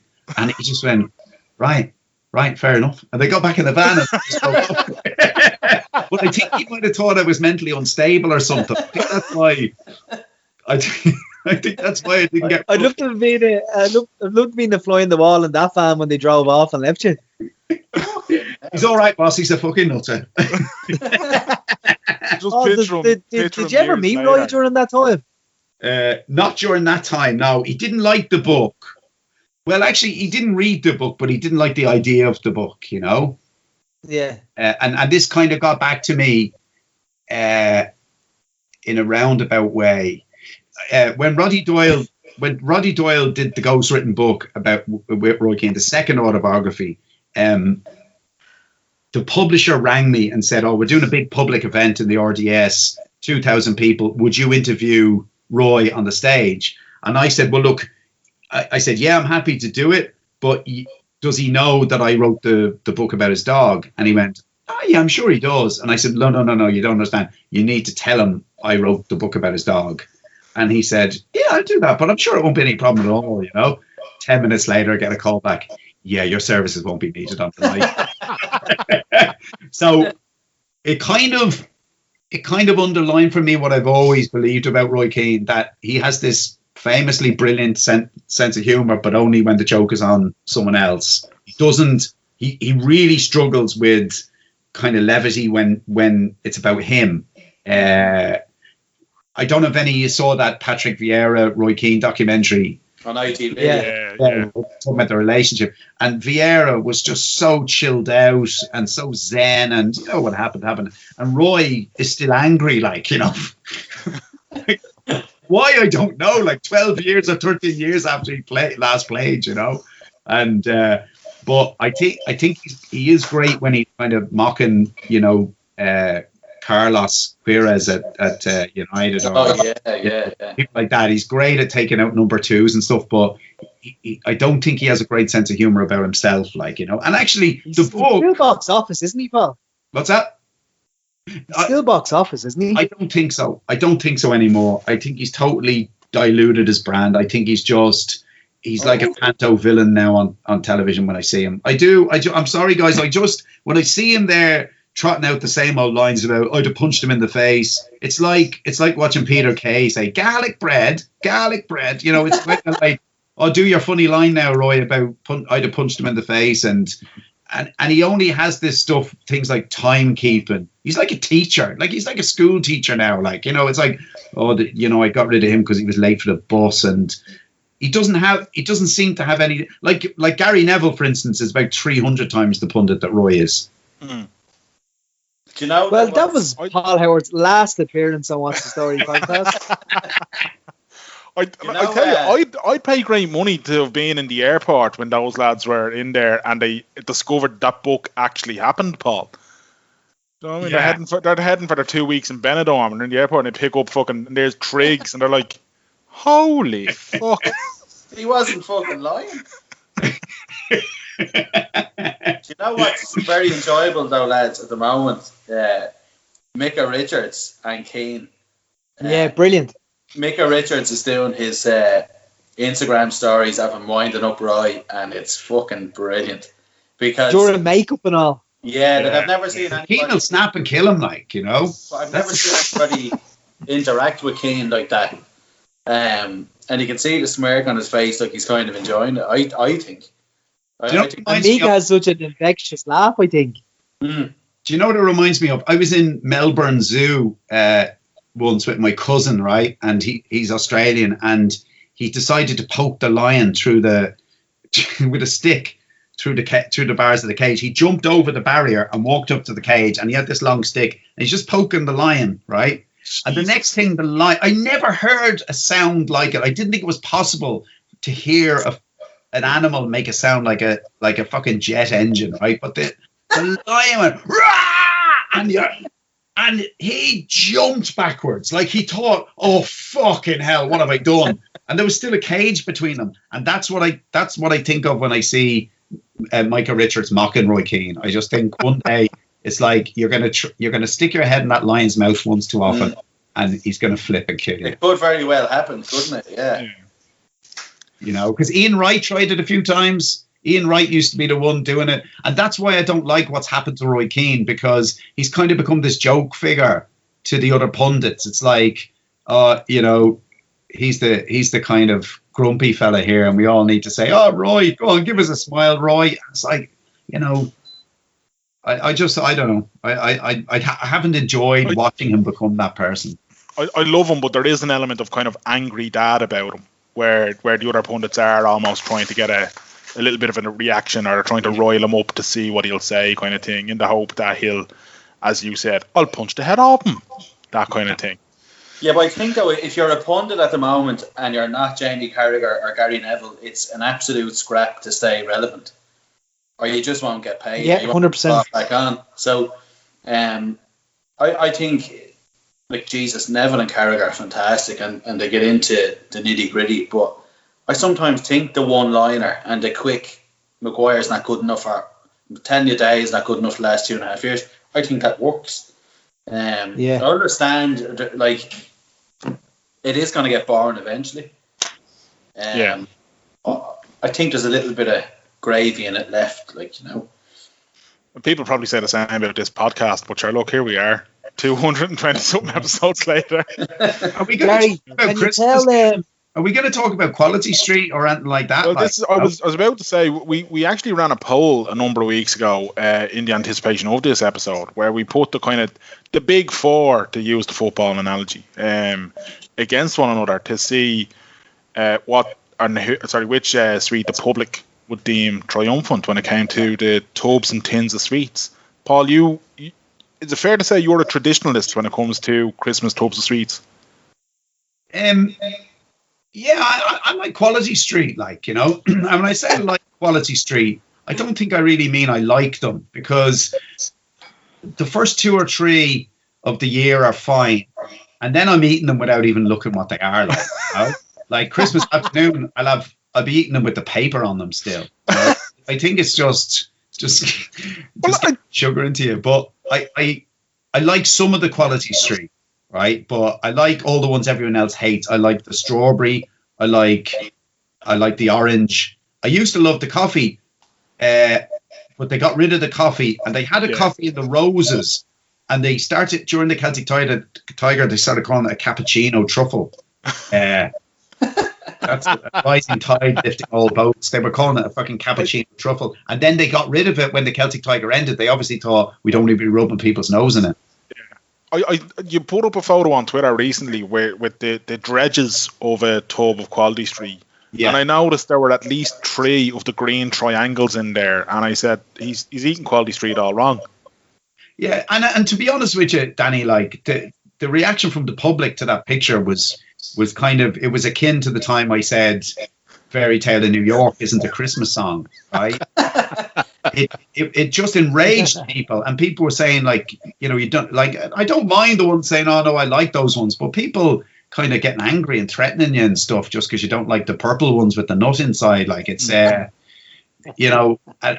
people have very, very firm opinions about Fairy Tale in New York and Quality Street, especially those green ones, and so I kind of nearly got cancelled over it actually yesterday. I kind of had to get off Twitter for a while, but it wasn't as bad as Fairy Tale in New York. We had to leave the house for about a month. We were living with Mary's parents, like in the shed. Like that was a bit of in Bono's garden. And Fairy Tale was a bit of a misunderstanding. You clarified that in the podcast for us previously. When you said it's not a Christmas song, you weren't saying it in a derogatory sense. No, I was saying it's not a classic Christmas song in the same sense that Wham's Last Christmas is. I think it's an album song that happens to be about Christmas, right? What's the Tom Waits song, Valentine's Card from a Hooker in Minnesota, or whatever it's called, like that.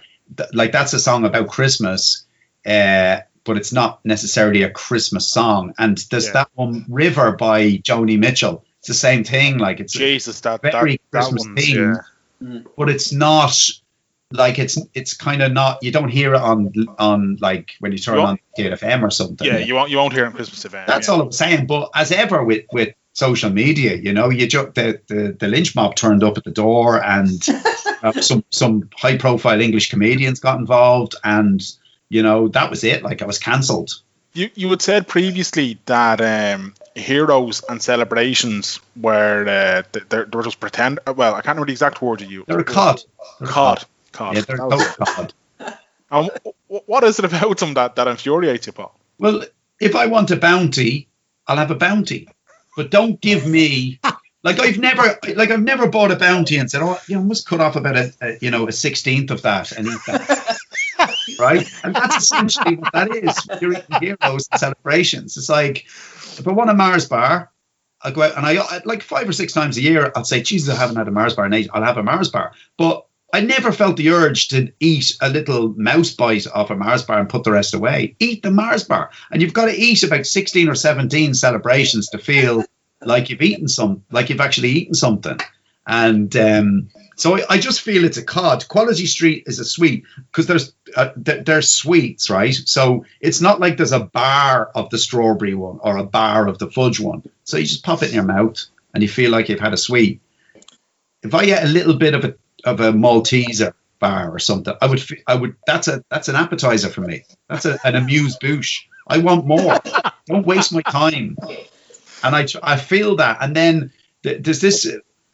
I've seen this in too many homes, and I was talking about it during the week as well, where people tip all the 4 sweets that you mentioned there, Meryl. They tip them all into the same tub, as if there's a moral equivalence between them all. Oh, right? That's a big show now. As if you can put your hand in and just take either a rose or a Quality Street or a celebration. Yeah. from the same tub. I mean, it's animals. We're going back. We're backwards. We're becoming animals. Like if you had a load of pork chops to use up, you wouldn't do a pork chop curry. It just doesn't fucking work.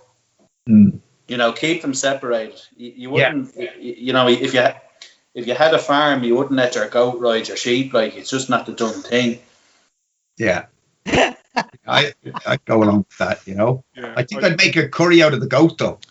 Oh yeah. Yeah, I'd have a goat curry. Yeah, I'd be up for that now. Yeah. Would you cook it in the air fryer? A curry? Yeah. Jesus, it'd be a shit show if you done it in the air fryer. You do everything else in the air fryer. Like Tell Paul what you did in the air fryer this week. What did I do this week? The fried eggs. Oh And yeah, the I eggs. We did eggs in it, really. Yeah, I nested some tin foil, like a nest of tin foil, salt, pepper, and butter. 2 eggs into the air fryer for about 8 minutes. Sensational. Oh, really? Unreal. That's right. I actually cried when I lifted them out. Jesus. Would you consider doing a lot of chefs, Gary, these days do like an Instagram. Would you do like an Instagram that's purely dedicated to your air fryer cuisine? That's a great question. It's something that I get asked a lot, but I just don't have the time at the moment. Who asked you that a lot, Gary? I get a lot of private communication. They're doing it. What about a cookbook just with the air fryer? There's no market for it, Pat. Listen, I think there might be. Like the Happy Pear lads, they've got like 9 or 10 cookbooks out there, you know. Yeah, but that's another conversation. Like that, your one, the daily dish, she has the air fryer game sewn up. Oh, does she? Yeah, like you ain't gonna beat her to it unless she's caught trafficking kids or something. Like she has that sewn next 20. And she's very good, in fairness. Now you wouldn't see a fucking vegetable anywhere. But she is very good, to be fair. She's done really well there.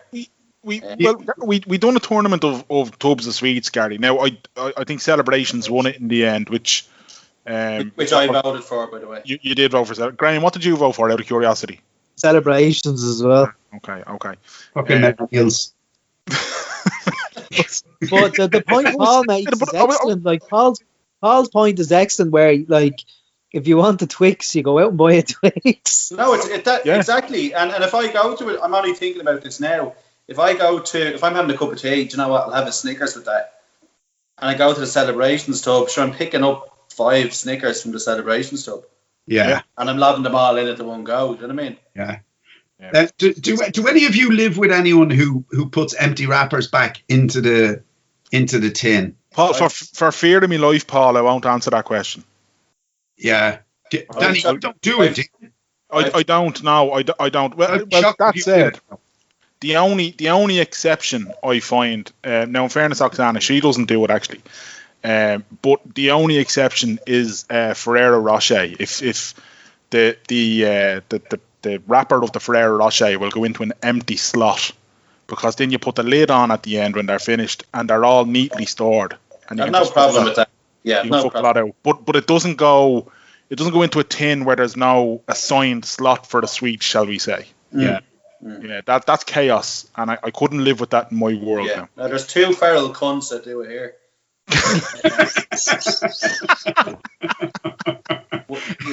They'll grow out of it. But it's just laziness, isn't it?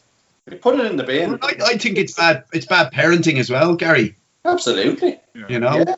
You know, there's you know, I'd be asking questions of Iris Mackle at Christmas as to why it wasn't bet out of me as a child. Do you remember Emerald sweets? Oh yeah. They were gorgeous sweets, but I'd be popping the empty thing back in the big packet like it's awful behaviour. Yeah. I think it's a sign of somebody. It's the type of people who put the empty wrapper back into the tub of Roses or Quality Street. They're the same type of people who would put ketchup on a steak. Oh, that's a shit show. Yeah. I mean, if I was in a restaurant and somebody done that, I'd walk out. Yeah. I wouldn't pay. People put ketchup on steak. They do, yeah. Yeah. That's a shit show now. I've no time for that. I used mental to work with a fella, and he used to put vinegar on everything, right? And I think it was obviously some kind of imbalance or something he had, right? But he would order dinner, and I was out for lunch with him a few times. He'd order, like, say, steak, potato, carrots, and peas, and he put vinegar on absolutely everything. Really? Mashed potato and everything, yeah. Like, mashed potato. Get nowadays. And the fucking smell of it, like, you know. Fuck. I never understood what it was, like, you know, and I never had the courage. I wish I had as a young man to say, "What the fuck are you doing?" Like, I wonder, did he have some sort of taste bud deficiency? That's what I wondered, like, you know. Vinegar was the only thing that could kickstart it, like. Yeah, or I think it might have been bad rearing. Yeah, that's also dragged up. Yeah. I never took the vinegar at all. He was probably from Shankill, you know. That's a big doubt. That's I'd say you'd be a lucky man now if you were able to walk through Shankill unassaulted after that comment. Yeah. Just as well I live in Portlaoise. Now you just told us where you live. Yeah, people from Shankill, they don't travel anywhere beyond the M50. Anywhere beyond Tala, really. The square, that's as far as they'll go, isn't it? I was terrified of Shankill. Like, and even growing up in Cromlech Fields, there was always somewhere rougher, and Ratsala was so. Oh yeah, Ratsala, Jesus, yeah. Know? And there was a fella called Keith Hughes who lived in Ratsala, and he was fucking ferocious, like, you know, he was a tough guy. And I remember once a mate of mine in school said to me, Keith Hughes is looking for you. And I went, what? He said, yeah, he's coming to kick the shit out of you. And I was in first year, you know, and I believed him. And I was walking home from school the long way to avoid Keith Hughes for about a month. And then he told me one day, I was only messing.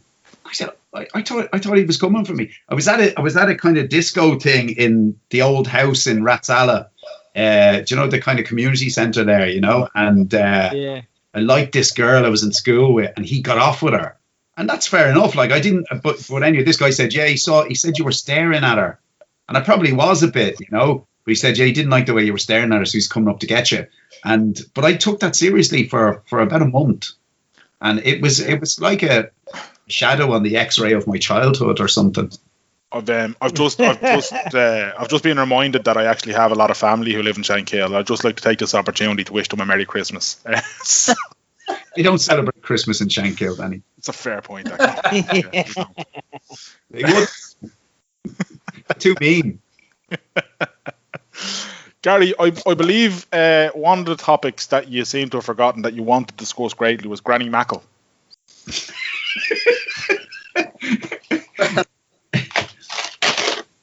Well, it's not that I want to discuss it greatly. You know, with Christmas special, what do you remember about Christmas? How do you relate to Christmas and all that? And I'm kind of a glass half empty fella, and something was meant. There was a poll on Twitter during the week. I can't remember quite what it was, but it was something to do with how we relate to things. And males tend to. So let's say if you remember a Duracell ad from the 80s, you have a tendency to buy Duracell batteries for the rest of your life. If you get me. But it just got me thinking, and like the first fanny I ever saw was Nanny Mackle's.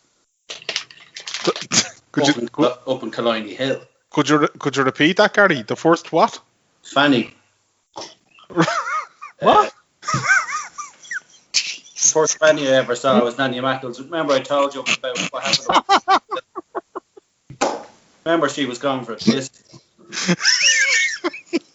Jesus Christ. Okay. But you have to manage how you remember things and build on from. Like I can't keep relating. I need to stop relating back to that incident. It held me back in some respects. What? You started this out by talking about Duracell batteries, Gar. Yeah, like move up, like buy Ever Ready batteries or buy Kodak batteries. You don't have to keep going back to what you know. So visually, okay, sorry. You know what I mean? Okay. I feel better for talking about it. Good. That's good. How old were you when this happened, Gar? About 7, I think. Okay. You had quite an eventful time between the ages of 7 and 8, between Nanny Mackle and the Doctor. Yeah. Absolutely. Like, it's a wonder you're as normal as you are, Gary. I had a head for a Paul. Look at it. But no, she was an extraordinary woman. Like, I can't imagine if like, not that it would happen, but I mean, if somebody said to one of my kids, just stand there, I need to go for a piss, make sure no one's coming. Like, you'd ring you'd be wrong to fucking Hickway and everyone. You know what I mean? Like, that's fucking porn.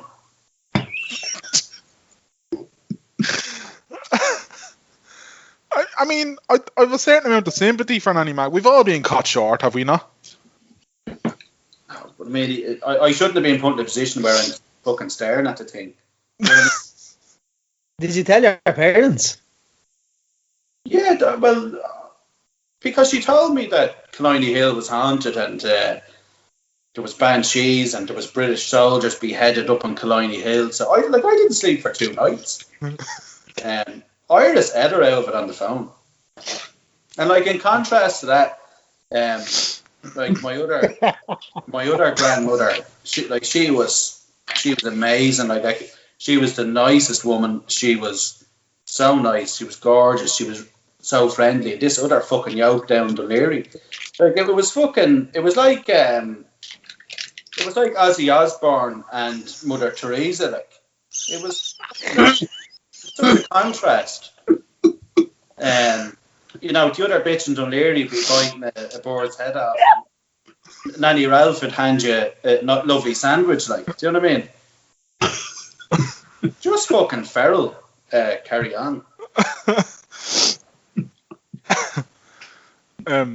Thanks for sharing.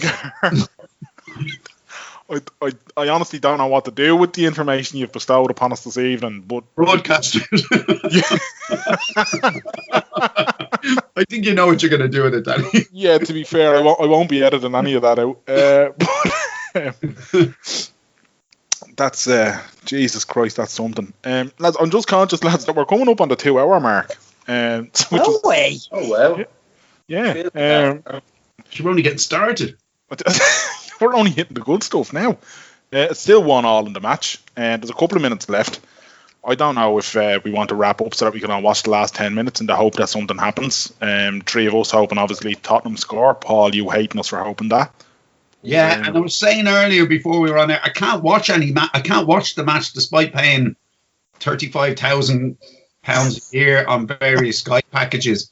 You know, this is one of those ones where they say, "Oh, do you not have Amazon Prime?" I do have Amazon Prime. I pay for Amazon Prime, but because I don't live in the UK, I'm not allowed to watch the match. You know, the same fella who came around to install WhatsApp for you. He probably has a trick or two on how you can watch the football. It's like I was telling you, it's like that guy said to me last week on Twitter. He said, "Oh, if you want to watch the Liverpool match, it's on Amazon Prime, but if you go to this some illegal website, you can watch it for £10." And I clicked on it, and I put my credit card details into this dodgy website, and then I watched it. Paul, it was like I said to you, it was like going to a rave, an acid house party or something back in the day. I was round the back of the Ramblers, being put into a van with a hood over me head, a potato sack, and I was being driven off to a venue. I wasn't allowed to see where it was, but I got to enjoy it, like, you know. Paul, Amazon Fire Stick, IPTV. Amazon Fire Stick, right. I'll talk about it privately. Yeah. Because that sounds like it's right up my street, because... Absolutely. And you can pull it from telly to telly, can you? Like, you can do what you want with it. Yeah. Right.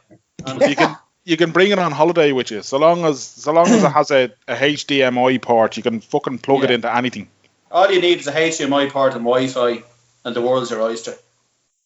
Right. Paul, I seen the thing you shared on Twitter earlier on and you and Gary interacted about the wheelie bins.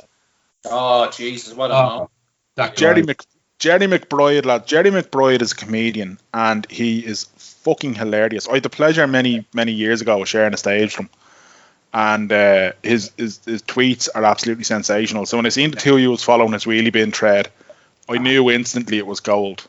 What was it, Paul? What was it about it that made you think Jerry needs the Nobel Peace Prize? Well, because like when you get to a certain age, right, and I mean middle age, you don't dream of meeting some like gorgeous model and running away with her or something like that, or you just dream about just having some kind of stability in your life, and that increasingly as you get older centers around your bins, right? And for me, there is no better feeling than when you think the bin men aren't going to come and they're an hour and a half late, and then you hear the truck and they have come, and then you go out and you have an empty bin and you're facing into another 2-week cycle with an empty bin. And that's probably the happiest I feel at the moment ever, right? Just that sense of, and then there's nothing in the recycling bin, there's hardly happening, that's way down, and a brand new, you've got but it doesn't happen. It only happens about 4 times in the year that you feel like you're really on top of it. This year, because we've been ordering everything, everything in our lives is coming from Amazon in boxes, right? We always have too much recycling rubbish, right? So there was a period during the summer there where the shed was just full of boxes, and Mary kept saying, look, let's just bring these to the recycling centre. Like, it's only like 5-minute driveway. And I said, no, because I want to feel like I'm in control of something in my life. And that just happens to be the bin situation. And that's really it, and then so to see a man like this guy who, he's just got it sorted. It's like you go to your mate's house and he does this and the blinds go up, and then he does this and the telly comes on. You just look at him and you don't hate him. You just look at him and go, he's got it fucking sus, Yeah. Do you know that? Some spawny fuckers in your life. You just look at them and go, he fucking has it sus. And that guy today, that's how it was brilliant. It was a real A-team moment, wasn't it? It was amazing. He got... What was the tweet about? What did he do? He said that his black bin is 7/8 full, and it's going to be collected next Wednesday. And 7/8 I thought was very specific. I liked that, I'd have said 3/4. He said 7/8. And then he said it's being collected next Wednesday, which means he's facing into Christmas week with an empty brown bin, green bin, and black bin. Yeah, huge. That's huge. It's huge. Massive. It really is. Especially, I had an ill experience with bins recently where the brown bin, they didn't, and like you were saying, Paul, that feeling of, you look out the window and you go, that bin hasn't been touched since I put it out last night. And the usual collection time comes and goes. Every couple of hours you're like, have they collected that bin? I'm gonna have to bring that in soon. Like, what's and then nothing. There's no communication from the company. Nothing. But the bin is full. It hasn't been touched. You feel obliged to ring and ask, has there been an issue? Is the truck okay? Is everything? And then they inform you, oh, we're very sorry, there was a problem. We're going to have to change your collection day. Now, usually speaking, it's a day or two. My crowd pushed it out. They changed the cycle completely. I used to put Who's that with? AES bins. And I used to put my general bin and my organic bin out on the same day. And off the back of this brown bin not being collected, they've now changed it to my recycling and organic. So it knocked my cycle completely out. I had a bin that was full, a bin that was empty. I didn't know if I was coming or going. Stuff started going into wrong bins. Stressed me out, lads. I think there's something interesting going on here. I think this is like male periods. Yeah. So when your cycle is due, but you were late, right, Danny? You were late. I was, yeah. And your head was wrecked because you were late. And you're suddenly thinking, shit, I'm in big trouble here. So I think that's what's going on. It's pretty clear to me now that this is what we do instead of menstruating. Yeah. Would that be fair to say? For us, it's fair to say, but we've definitely angered about 80% of our female listeners. But we only have 7 of them anyway, so it's not the end of the world. I mean, I go further and say this is actually worse than periods. How we go through, right? Not without wanting to alienate any. Is Mary in the house? Or no, Mary's not here. That's what I'm saying. I think it's worse. I actually think it's worse than periods. But I'm not a big believer in the brown bin, right? I'm dubious about the brown bin, and I'll explain to you why. We had a compost bin in our garden, right? One of those ones that you whip the top off. So it was kind of, it was on the grass in the garden. Yeah. And I was putting stuff in it for years, about a year. And I opened it one day and there was 8 rats in there. Big, dirty, black river rats, right?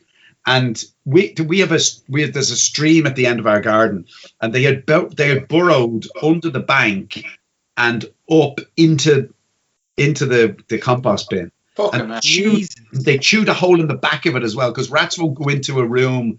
Rats won't go in anywhere unless they can see unless there's 2 exits. Yeah. You know, so they chewed this hole in the back of it so they could get out. Nardo, you have the same thing when you go on a date, isn't that right?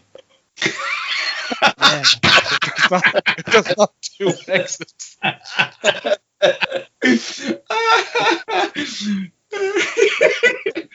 He hasn't said jokes like that before. Like, what did you do to get rid of the rats, pal? Well, I got a few belts with the shovel, and they all jumped out the back, like, you know, they all hopped out the back. And then I just pulled it down, and they were living in there, like, you know. I was feeding them. I was going every day. Oh, what's today? Carrot peelings. Oh, happy days. And they were living in there, you know, in their own shite and everything. Like, it was absolutely vile. And Mero, you're a witness to this. Anything, food waste, used tea bags, salad stuff getting thrown out, any of that, cuts of meat, I flushed them all down the toilet. Because I'll put some stuff in the compost bin. Gary, just for your own sake, have Gerald on standby, because Irish Water monitored us and they'll be on to you. Fuck Irish Water. No, that's true. The compost bin is very unhygienic from as far as I'm concerned. I'm a big believer in it. I fucking compost everything. It doesn't even fucking make compost. Do you know what I mean? Yeah. Yeah. It creates mush and mold. Yeah. No, it's an absolute... I was on the phone to Gary today, and he put the tea bag down the toilet. There you go. Yeah. I buy the special bags and everything. We've a mini bin within our house that then goes into the big bin outside. No, it's a cod. Flush it down the jacks. Trust me. A bag of compost is about £4 anyway. Yeah. You know, but you know what I hate, lads, and I know I'm not winning any friends when I say this, right? But I tell you what really pisses me off. The way because I used to go to the recycling centre, right, in Arklow, and I bring all the stuff in and I put it in all the bins, right? And there'd be a fella there nearly sniffing your milk carton and your orange carton to see had you washed it out, right? Now, the only reason they're asking you to wash it out is because they couldn't be bothered doing it, right? So you're giving them your rubbish that they're making money off, right? And not content with that, they're saying you need to wash it as well. You fucking wash it. I think it's... Now you're one, the small one. Yes. Yeah. Watches fucking everything in that cesspit of a place. Yeah. And he throws dirty looks at everyone. She shouldn't be there. Yeah. She is as rude. I wouldn't go near that place anymore. She put the Bailey's bottle in with the red wine, you know, and I said, I don't know what colour it is. She said there's green bottles and there's brown bottles, and she said the Bailey's one, I think it was hers, that the Bailey's one didn't go in the one I was putting it in, and then I never went back, you know. Yeah. It sounds... She's an absolute... Liverpool have just scored in the last minute, 2-1. Oh, fantastic. No VAR check, is there? No, Fabinho was from a corner. Ah, yes! Jesus, that's it. And that's Christmas round, lads. That's fucking round. That is Christmas ruined. That's It's back on top of the bleeding. Points clear of Spurs, 5 points clear of everyone else. Jesus, they're 9 points clear of City. Yeah, I think from what you have talked about from bins there, lads, I wouldn't be shocked if 2021 prime time investigates, and it's all about bins. Yeah. Well, it's a huge. I love having the pressure hose ready to go in around the time the waste bin's going to be collected, timing it that I can wash it and get it back in. You have to wash the fucking things out. Yeah, Jesus. Yeah. Would you use would you just go for the good old fashioned, like, just power hose water, just blast everything out, or would you be using bleach or anything, or Jay's fluid or Caustic soda? caustic soda you'd use? Jesus. Yeah. Do you do the bins, Paul, or do you just? No, but I got a power washer this year. I think we talked about it on the last podcast, did we? I think you did mention it. Yeah. Like I haven't taken it out of the shed since September, but I'd still describe it as life changing because I'm thinking of next year and the good I'm going to do in the world with it, And it's great. Did you keep the old one for parts, Paul?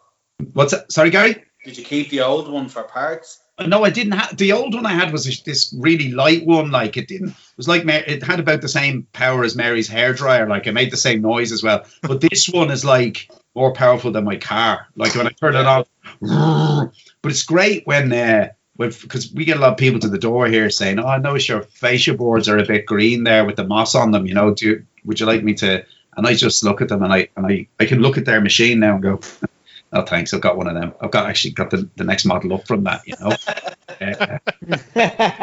So it is a great pleasure, but there's just something